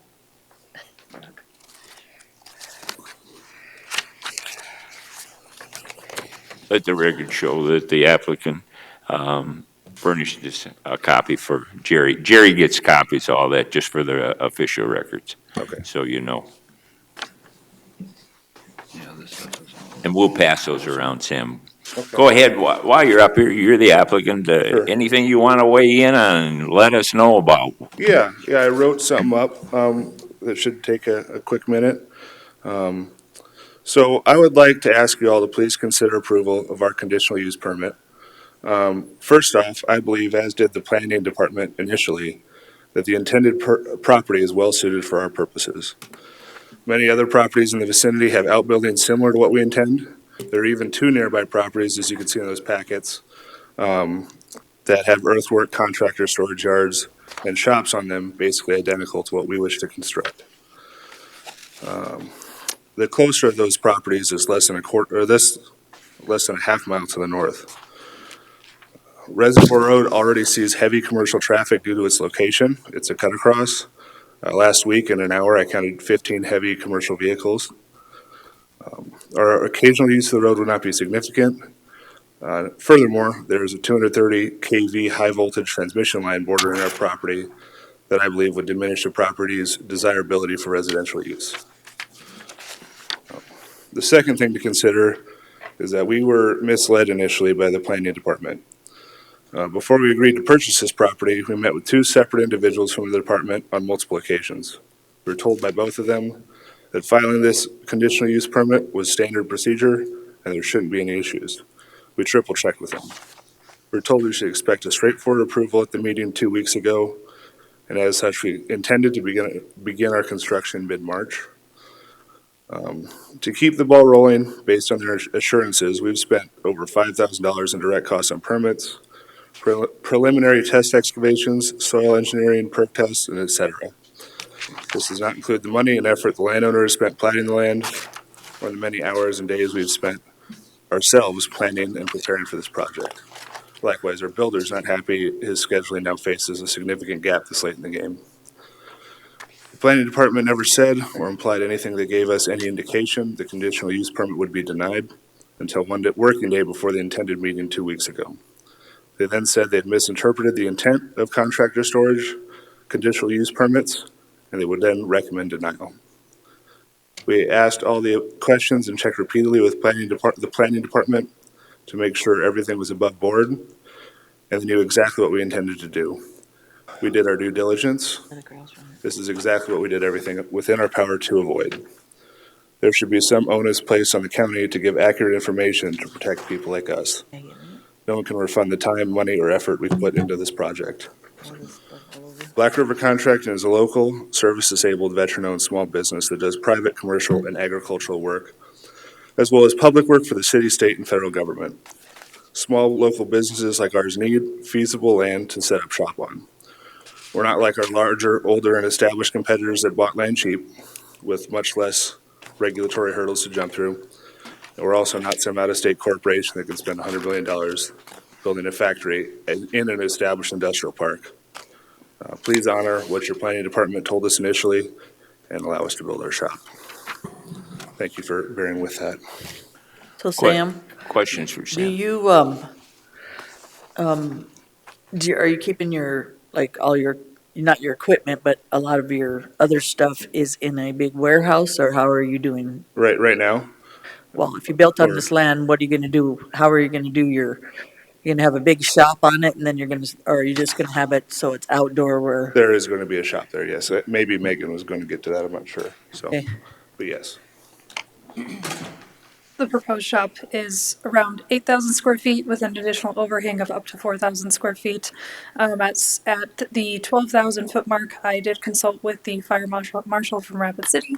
He said that it would need to be sprinkled at the 12,000 square feet. Okay, so he's trying to conceal it.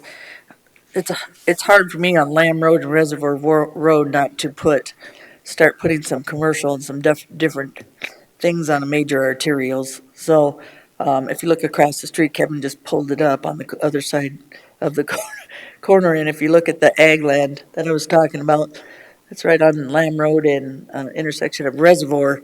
It looks very, commercial. That's a So- big feed lot, isn't it? Yes, I think that's a feedlot. One of those properties I was talking about was a little bit to the north on the west side of Reservoir. Well, even a feedlot would tell you that probably a lot of people aren't gonna wanna build across from a feedlot.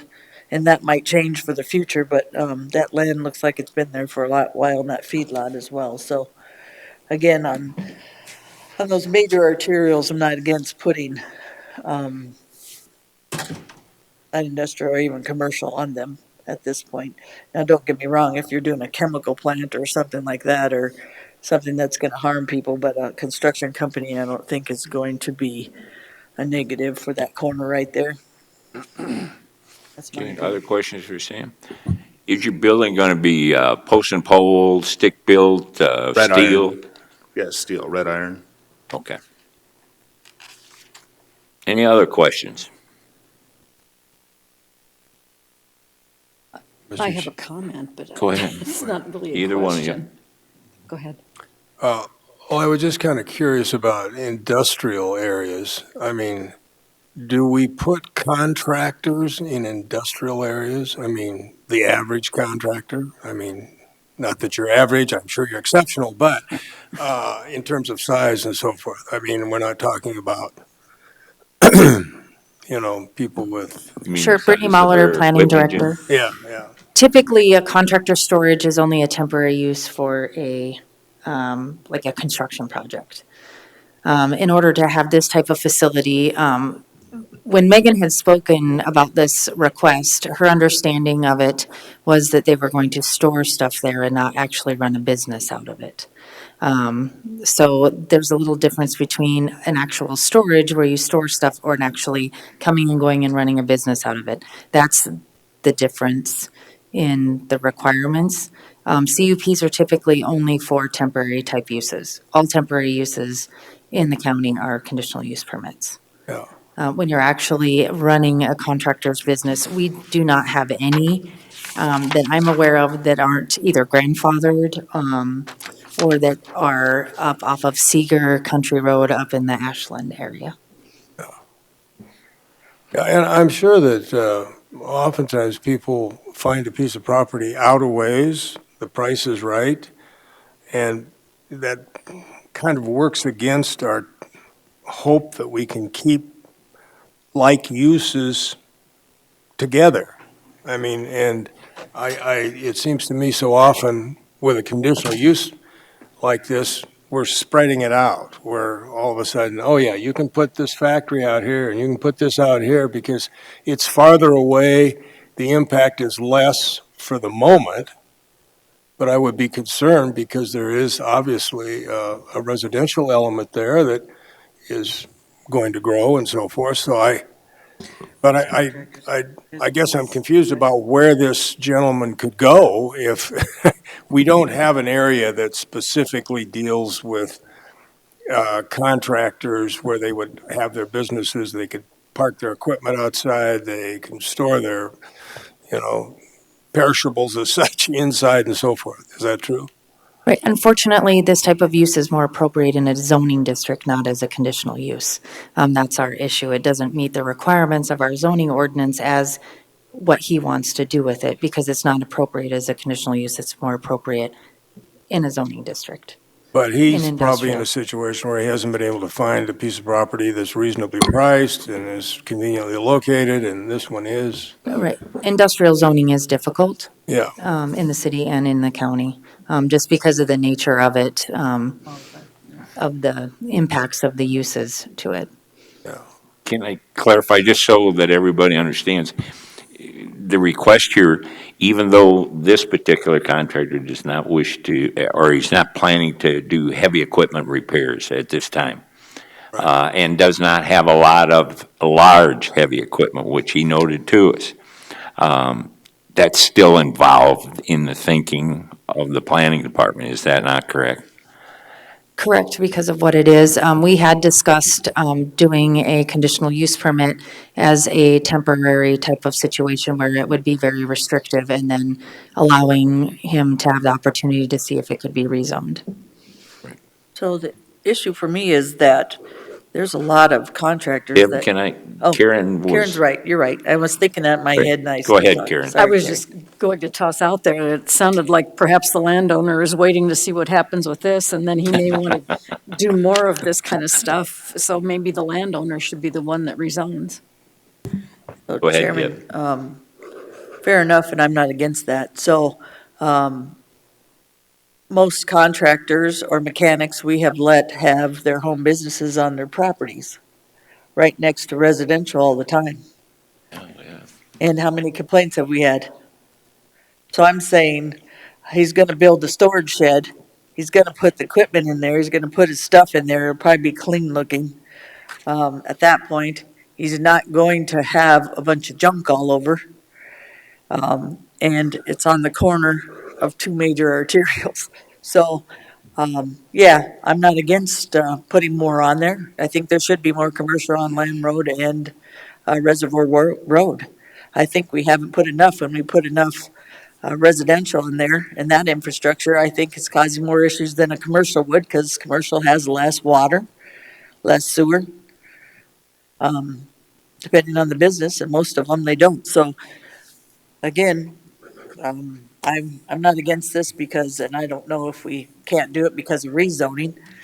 And, I don't know if I'd put light industrial and start light industrial in that area, but I would put commercial in that area, and I believe he's more commercial.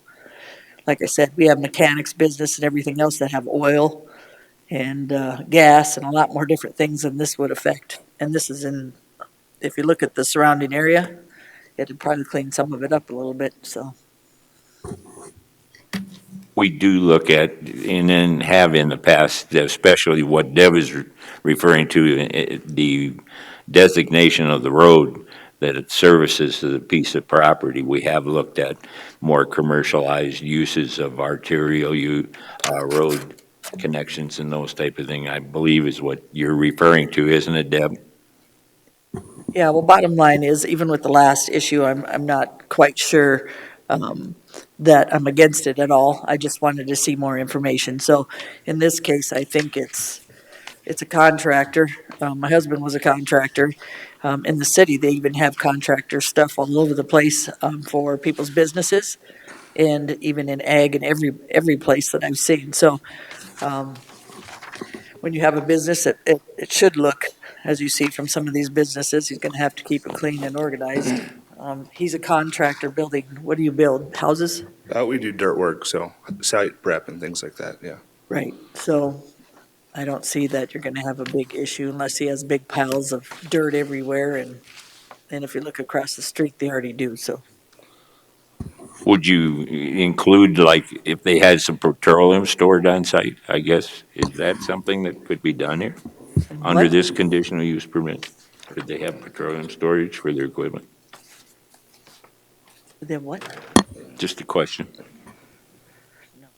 Like I said, typically, no, this isn't an appropriate conditional use. This is a light industrial. If you look at the one that's up the road on South 79, that's just south of the landfill, that one is actually a contractor storage and it is actually zoned industrial.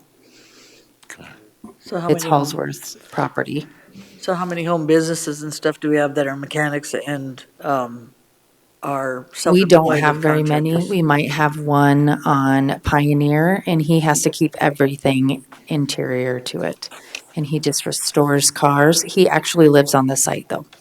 So it's a home occupation. Since I've been here, we've proved a lot for mechanics and home businesses that I think would actually should be in industrial or commercial as well, but, I also like people doing businesses, people making income, so. And then my last question, you might not want to sit down. If we look at approving this as a conditional use permit, I note that we don't have any conditions. A conditional use permit without conditions. Right, we would have to continue it and bring back some kind of conditions for it, but they would have to be such that they meet what a conditional use permit is for So this you and need not to an meet with the industrial applicant zoning. and see what they want to do with it if we did look to approve it as a conditional use permit. If it could meet the requirements of a conditional use permit with Okay. conditions versus an actual zoning. That was my question. Uh, Go ahead. That comment, I think, is interesting. If the conditions were such that we could achieve the same effect of the location of this heavy equipment and so forth as you would find in an industrial park type environment or the appropriate area, where we could require that there wasn't a lot of stuff, piles of dirt and the things that we find so distracting and people find unfortunate with contracting businesses, which of course are a necessity, but nevertheless an eyesore. What I don't want to see us do is that every time someone comes in, if you go to an area where there's lots of this kind of facility, these kinds of facilities, you oftentimes can't find a piece of property you can afford. And so you go out looking for a place that you can afford. You find the ground is good, but then you're in a situation where you have to get a conditional use permit. And Right. I don't mind walking away from good planning processes by doing that if we have lots of tight conditions. And I think sometimes our conditions are a bit too loose because we're eager to make it attractive for you. But ultimately, that's maybe the way we should solve this by saying, okay, here are the conditions, and they're going to be abundant, and you have to comply with them. But this gives you an opportunity maybe to look at properties that are not, normally are not in an industrial kind of area. That's what I'm kind of hoping we can do. I don't want to see a business frustrated because they cannot find property that is financially viable for them and say, well, I got to go somewhere else because, Pennington County can't provide me that opportunity. But I know we can, but I think we're going to have to be a little more creative and a little more demanding, perhaps sometimes, in terms of conditions. And they may not all be the conditions that you'd be crazy about, but, Sure. that's something I think if we're going to depart from the planning process in that regard, we're going to have to insist on some of that. But that's, I think, something that generally can be worked out. I want to jump in here and kind of clarify. The planning department did indicate that the if the applicant was moving or the property owner moved to rezone, that paints a whole different picture of this request. And one of the things, if we did look at this, you could include conditions that would paint the request similar to the direction you would hope the planning would go. In other words, it may not be just this piece of property, may be the one next to it, maybe two more yet down the road. But again, I think you got to have some conditions, and I think the user needs to know the conditions and weigh in before they become a condition, not just at this meeting. I have an opportunity to meet with the planners and say, yes, this is a good condition, or I can live with this. No, there's a reason I can't live with this. So I agree with what you're saying in heading this direction. But again, at this point in time, the staff does recommend denial of the conditional use permit, COCU 24. And they threw all these zeros in there just so they checked to see whether I was drinking last night. 0003. So Chairman, Jason or Brittany, could you come up? Can we legally put a CUP on this and put the conditions so he can do a contractor's yard? So I would recommend that we continue this till the March 11th meeting in order for staff to work with the state's attorney's office and the applicant. That'd be a good idea. Is that something you could live with, Sam? Yeah, we don't have anything else on the hook for any other property. That way your investment would be somewhat protected and have another opportunity to go at it and put it together so that it works for a while. And one of the things you should know, as well as the commission needs to remember, conditional use permits are regularly reviewed. Yep. That's one of the conditions, is that way, if you believe people in their property should be moving to different zoning, you've got it listed so you can talk to them about it. And we're doing PUDs and different things so we can try to accommodate some of these issues as well. So I just appreciate the planning department and the things they're looking at, because we keep getting circumstances that we go, holy crap. So I believe also it should be continued for that reason, and maybe they can find solution, or Sam would have a We better have a speaker understanding. request form too on this before we address a motion. Mr. Chair, Yes. a quick comment.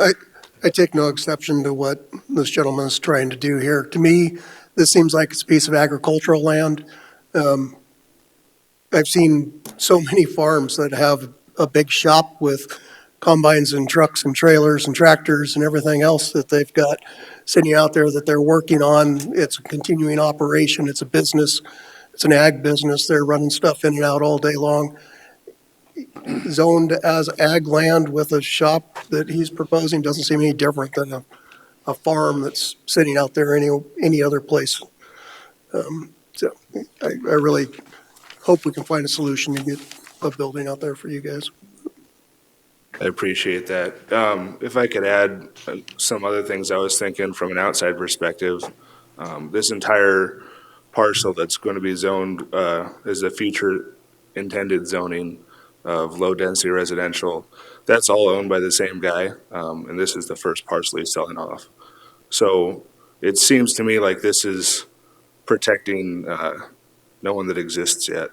I don't know if that's the correct way of looking at it. But we went into this intending to build a shop from the onset and being told that this was standard use. I think that was an honest mistake from the planning department, but we had no idea that it was supposed to be intended for a temporary contractor storage yard until very recently. And that's why we're so far into it. Thank you. Thank you, Sam. Appreciate it. Thank you. I have a speaker request from Andrea Anderson. Sure. As long as you both introduce yourself, we always have to know you. And there are folks, that listen to these things and they don't know us from Adam here. So we do ask everybody to introduce yourself for the record. Good morning. My name is David Lamb. That's my wife, Andrea. We own the property across the street and To the south. to the south. And we're just here to try and follow through on a number of things. For starters, let's understand Mr. Quittenden's problems with how things went along, and we are all here trying to understand why we haven't heard about this until we just kind of found out something was going on and decided that we could find out enough to show up here, but we don't know anything about it other than that until we walked in here. Don't know, do we notify people anymore? Or that kind of old style? Oh, I'm sorry. Megan will address that. So surrounding neighbors were notified, the surrounding neighbors. That's. I understand. But I'm not exactly sure what happened. We got news that, we got multiple calls that people weren't notified. So I checked the tracking on their certifieds, and the majority of them had been returned to sender. I currently have those envelopes in my office because I requested them back. But they did meet the notification requirements as they had been sent by our instructions to the addresses that we gave them. Can we see the envelope? Yeah. That's very odd.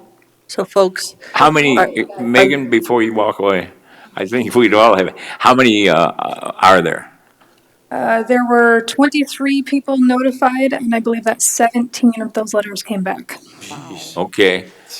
So it's not where you could just start dialing a phone and call 4 people that are missed that didn't get theirs. Okay, that's interesting. Mr. and Mrs. Lamb, are you against what the contractor's yard or anything, or you just didn't know anything about it? We have tried to review what's here, and it seems like in addition to what the county staff has suggested are problems, that we see reasons why a number of the things that might have even been a yes on that are a problem anyway.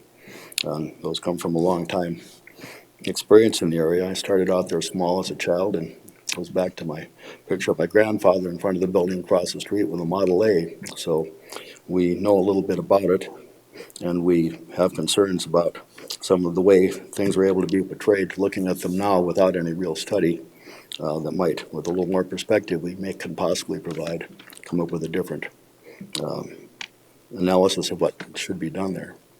We are going to continue it, sir, so that'll give you time to kind of talk to the planning department as well as maybe the applicant and see what he wants to do in his plans to see if you agree with it or not. And but another interesting point here is that we've known the person who did own some of this property for a long time, but apparently there are property sales that may or may not be there, and I don't know whether Sam knows anything about that. We haven't been able to really establish anything about for sure who does own the properties, and some of these other things are just happening very quickly, and I think that could lead to problems too, if they're actually not really being planned out. I guess we feel that we should really study this. The county has had 3 meetings with us, and we've been asked to give up, we keep the property, but you're gonna drop it 13 feet and lay it back big. And that corner is extremely dangerous. It's so dangerous that the state is going to help pay for this. And those are big decisions for us to say, well, I'm not too crazy about the slope or the process, but we've got to address this very dangerous corner. We haven't signed the papers yet, but we've had the 3 meetings. They've pretty much staked the ground, and so I think we need to study this, because I don't understand the approach, and maybe the highway department could explain this, how this is working. And the other interesting thing, that piece that was a quarry. Oh. It was a quarry?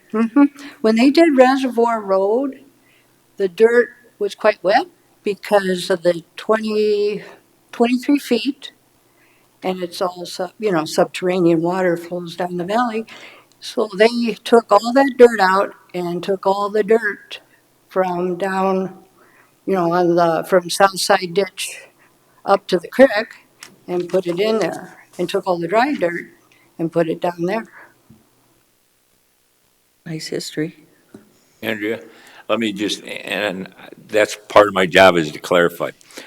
one of the issues that you're talking about here, really the applicant in this particular case has no responsibility over, and that's our highway department does. Yes. And making sure that you as citizens and property owners along that road are kept aware of and have input into what's going on to improve it, because you certainly have the most immediate insight as to what's the use of the road. And that's not anything our applicant can do much about. No. He's just as subject to it as you are. But I'd like to know beforehand is what the approach is, because that What it's does, going to do in the future. yes, how we're Because going. that involves your decision in regards to this particular piece of property. Yes. And Okay. then, That was where I was going with the next one. and because the basin electric line complicates that, they stepped out of the section line, I believe fully, but I gotta go back and pull all that paper up and figure that out. So, and we have active irrigation ditch just down drainage from this. And how, and the county is trying to work that out, that's part of that Dry Creek complex. So there is some utility easements involved in here as well as the road or highway matter. Not on that property. Not It's on just that. below, it would be a drainage issue. Okay. But So- that was one of the questions we had, is what sorts of utilities will be involved and tied into this development too? Go ahead. Well, it just, Do you believe if the other, what did you say, 11 that came back? 11 or 17 that came back? Do you think that if they were notified of this, that they would be here wanting to talk about it? I think so, because I I'm think just speculating. I'm not going to hold you to it. it's in, at the top of the hill, it's in all their viewways. Because I've spoken to a lot of them Can I socially. pin you down a little further?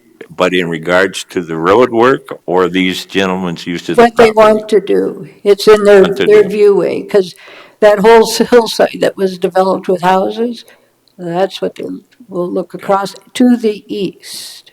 All right, thank you. Yeah, so I think it's really quite complicated. Additional questions here for Dale or Andrea? Do you own the property across the street, Yes. the Yes, ranch? we do, and to the From this south. quarter? And to the south, section 35 we own, and 27. And part of 27 is owned by somebody else. So 27, 35, and 34 is not yours? No, that's Jeff Barber. He's here. He didn't get a letter either. And Jeff? 34 is the other one. So Jeff, you want to come up and see, because you guys are in the corners, basically, you would be the people that would be on the corner with them. And the other factor is that I don't believe there are any businesses on Lamb Road or Reservoir Road that are not ag businesses, basically all residential except for a couple of agricultural entities. And one of them does have quite a bit of equipment because they're a very large rancher over the hill, but their main business at this point in time is agriculture as well. Thank you, Dale. Mr. Barber, you'd have to introduce yourself for the record. Jeff Barber. And the first thing would be, did you receive notice Oh, of I did this? not receive a Thank you. letter either. And Questions I'm for kind of like, Mr. Barber? so I'm just kind of like the lambs wanting to know kind of what's all happening and have some time to look at it. And we're going to continue it so you guys have time, and then you can ask the planning department. Megan, you're with us. Megan, you can, we can give you Megan's, our planning department. So you can contact her, and then she can kind of walk you through what Sam wants to do on that property. When you guys have time. And it just sounds like both the petitioner and the people that live around there are getting pulled in things much more quickly than they probably should be, given the consequences. I thought a note about storing fuel. It's not clear whether you end up possibly with a tank farm there. Maybe not by this gentleman, but maybe someone else starts using it. And you've gone on down the road where all the people in that area have to dodge a tank farm or look at it, even though there's nobody down there actually at this point that is doing any of those kinds of businesses. Only agriculture, I believe. Thank you, sir. Thank you, Dale. Speak to the applicant? Dick. Is that okay? or ask a couple questions. They're here. I'm Out in the correct, lobby. but I'm going to try to, Dale, Not you'll bad. have an opportunity to review this applicant's request for use of that property. So to answer his question there, you will have an opportunity then in this continuance to ask for copies from Megan here. And then we do have a question here for you. Go right ahead. I'm going to allow this. Okay, sorry. Yeah. Try to keep it brief and organized, please. Okay, are you gonna store a lot of like, broke concrete, dirt, ground asphalt? No, and I believe that when they do come out with conditions, they were going to exclude things like that. Okay. Have you seen those highway plans?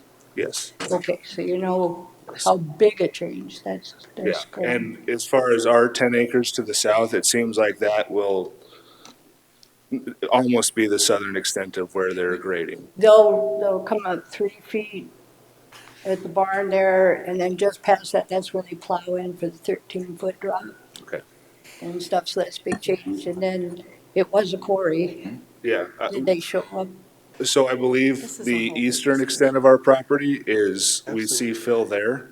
But we did a number of test pits inside our property. Figured it out. And I think that our material for building is fine. I'm going to interrupt you here. One of the questions that I was going to have for Megan was that I think a representative of the Highway Department needs to be here since it's a separate issue from his, but it's very much involved with his request for use of the property.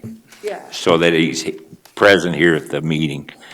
Okay. Mr. Barber, Mr. So- Lamb, they should, and Ms. Lamb, Megan should be contacting you also and telling you the date and the time again. That way you guys ahead of time, since you came here as well as the Yes. other ones, to make sure that you know the time and date of when this is gonna happen next.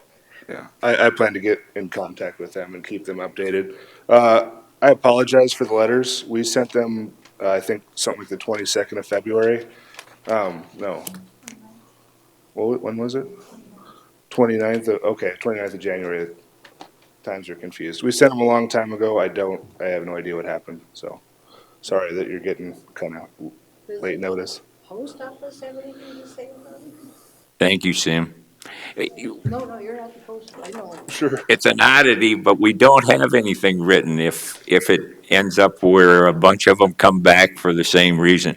But I'm sure Megan's going to address it, and I know Brittany was already sitting over here scratching her head how we make sure, and I'm sure you folks are going to tell your neighbors. Maybe we can make a little chit to help you, Dale, that has the time of the meeting and what we're dealing with here in this continuance. You bet. And my name's Dave Lamb, and we also are just interested in how, all of a sudden, without any real documentation, apparently the land's changed ownership, the use is going to change ownership, and those are fairly big changes. I wanted to say when I introduced that this is probably the biggest change that has actually happened in this part of the country, potentially, and we're all getting pushed into it, so I think it ought to be done in such a way that it ends up not compromising the plan that the county has for that, and hopefully us and our neighbors. Thank you. Have that then is what he was requesting, the landowner that's on this. Can you just make a copy of so the landowner as well as, and the contractor in this case would like to talk to him too, if they have input that they're going to bring up at the meeting. So if we could have something available to the folks that contact you, or that Andrea or Dale could take with them, that would help a lot. Is the commission in agreement with that? Something they've followed the right procedure. We just never had one go that bad, I don't believe. In my time on this, I've never seen one go that bad to that extent. So I'm asking that the department go ahead and have something available so these folks know who they're dealing with. Them and probably the 17 others that didn't get it, so. All right. Some might not be there, so there might be reasons why on the other, but. Yeah. Yeah. All right. Anyone else would like to just jump in on discussion on this motion? What motion? Any more discussion from? We don't have a motion on the table. Oh, I thought we had one. Okay. Nope. Well, then we better put a motion so we can discuss. Are we, we're continuing this to when? March 11th. March 11th. That was the original conversation, yes. Is that enough time for planning and? Okay. I move that we continue COCU 24-3 to the March 11th Second. planning meeting. Moved and seconded to continue COCU 24-0003 to the March 11th Planning Commission meeting. Discussion from the audience, from the commission. Hearing none, all in favor of the motion signify by saying aye. Aye. Aye. Opposed? Motion carried.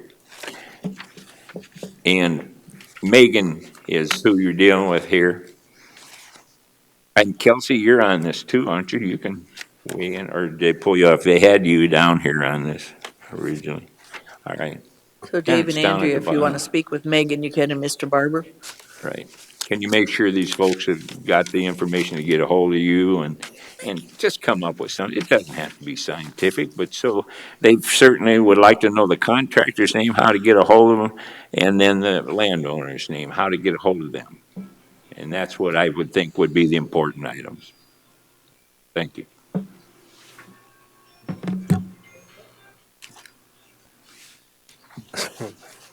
All right. I guess, Chair would like to ask that one of the 5 people that voted I got to give you the appropriate number here for the record, so don't go away here.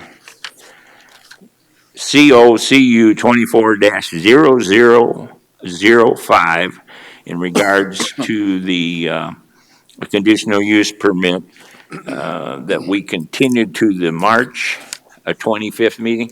It's been requested that we consider it for the 11th. But it has to be one of the 5 people that voted in favor of that motion. Would any of you care to step forward? We know who the 2 that voted against it. All right, you're making a motion that the date be changed to March 11th. Do we need to reconsider it first, or? Yes. Is Yes, that what's appropriate? Okay. Yes, I'll reconsider it. okay. Second. All right, there's been a motion to reconsider COCU 24-0005. Now, wait a minute. It's been moved and seconded, but you vote, you can't do it. It has to be one of the 5 people that voted for it. I'll second it. I made the motion. Okay. Still, But didn't you vote against it, or did you make it, which one? I didn't vote I against have to know which 5 people I'm dealing with here. Chair's confused here for a moment. Ask Jerry, she'll tell you what the Kevin vote was. Keen and, Michael voted no. I think okay, Kevin, we're good then. Thank you for clarifying that. I just didn't, you guys get on me pretty hard when I do something wrong, so I want to make sure this one's right. Thank you. Discussion on reconsideration. Hearing none, all in favor of the motion, signify by saying aye. Aye. Opposed, motion carried. The reconsideration that's being requested, and I'm now pointing this out, would be to change the date from March 25th to March 11th. So moved. Second. Moved and seconded to continue COCU 24-0005 to the March 11th, 2024 meeting. Discussion. Hearing none, all in favor of the motion signify by saying aye. Aye. Opposed? Motion carried. Thank you. They don't want the 20, they want the old. Now we're on to number 18. Good morning, Commissioners. Item 18 is the County Board Report, and the Board of Commissioners concurred with the Planning Commission's recommendations from the February 12, 2024 Planning Commission meeting.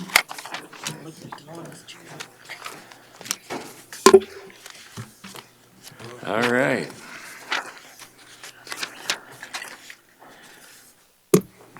Items from the public. We lost them again. Nobody ever likes to stay to talk to us. I think once in a couple, 3 years we had so many. Items from the staff. Items from the membership. Mr. Chair, Yes. I'll be out of town March 25th.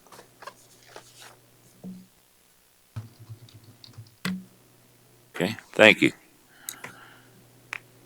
Kevin. I appreciate that. Then, the only other item is I've asked the planning director to include on our agendas in the future the ability to go into executive session as the Board of Commissioners have done. And we will follow the Board of Commissioner rules in that regard, which their rules are established per statute. Anybody see any problem with that? I just didn't want to hide it from you. It's so that future things, should conflicting things, legal things come up, we have the right to go ahead and be informed of those by our staff or our legal and that sort of thing. It's not for any deception on the part of the commission, but I do see some things coming forward yet in the summer that I think you realize if we don't have that, we have to continue it and then add it to the next meeting just to go into executive session, which seems redundant to me. I'd rather have it listed on the agenda. If we use it, we use it. If we don't, we don't. Is that, I suppose we better have a motion to that effect, wouldn't you think, to make it? No. No? Well, I just going by because it's not in our bylaws. What do you think, Jerry? It's not in our bylaws. We've added executive sessions to our agendas when we know we're going to have executive Okay. sessions.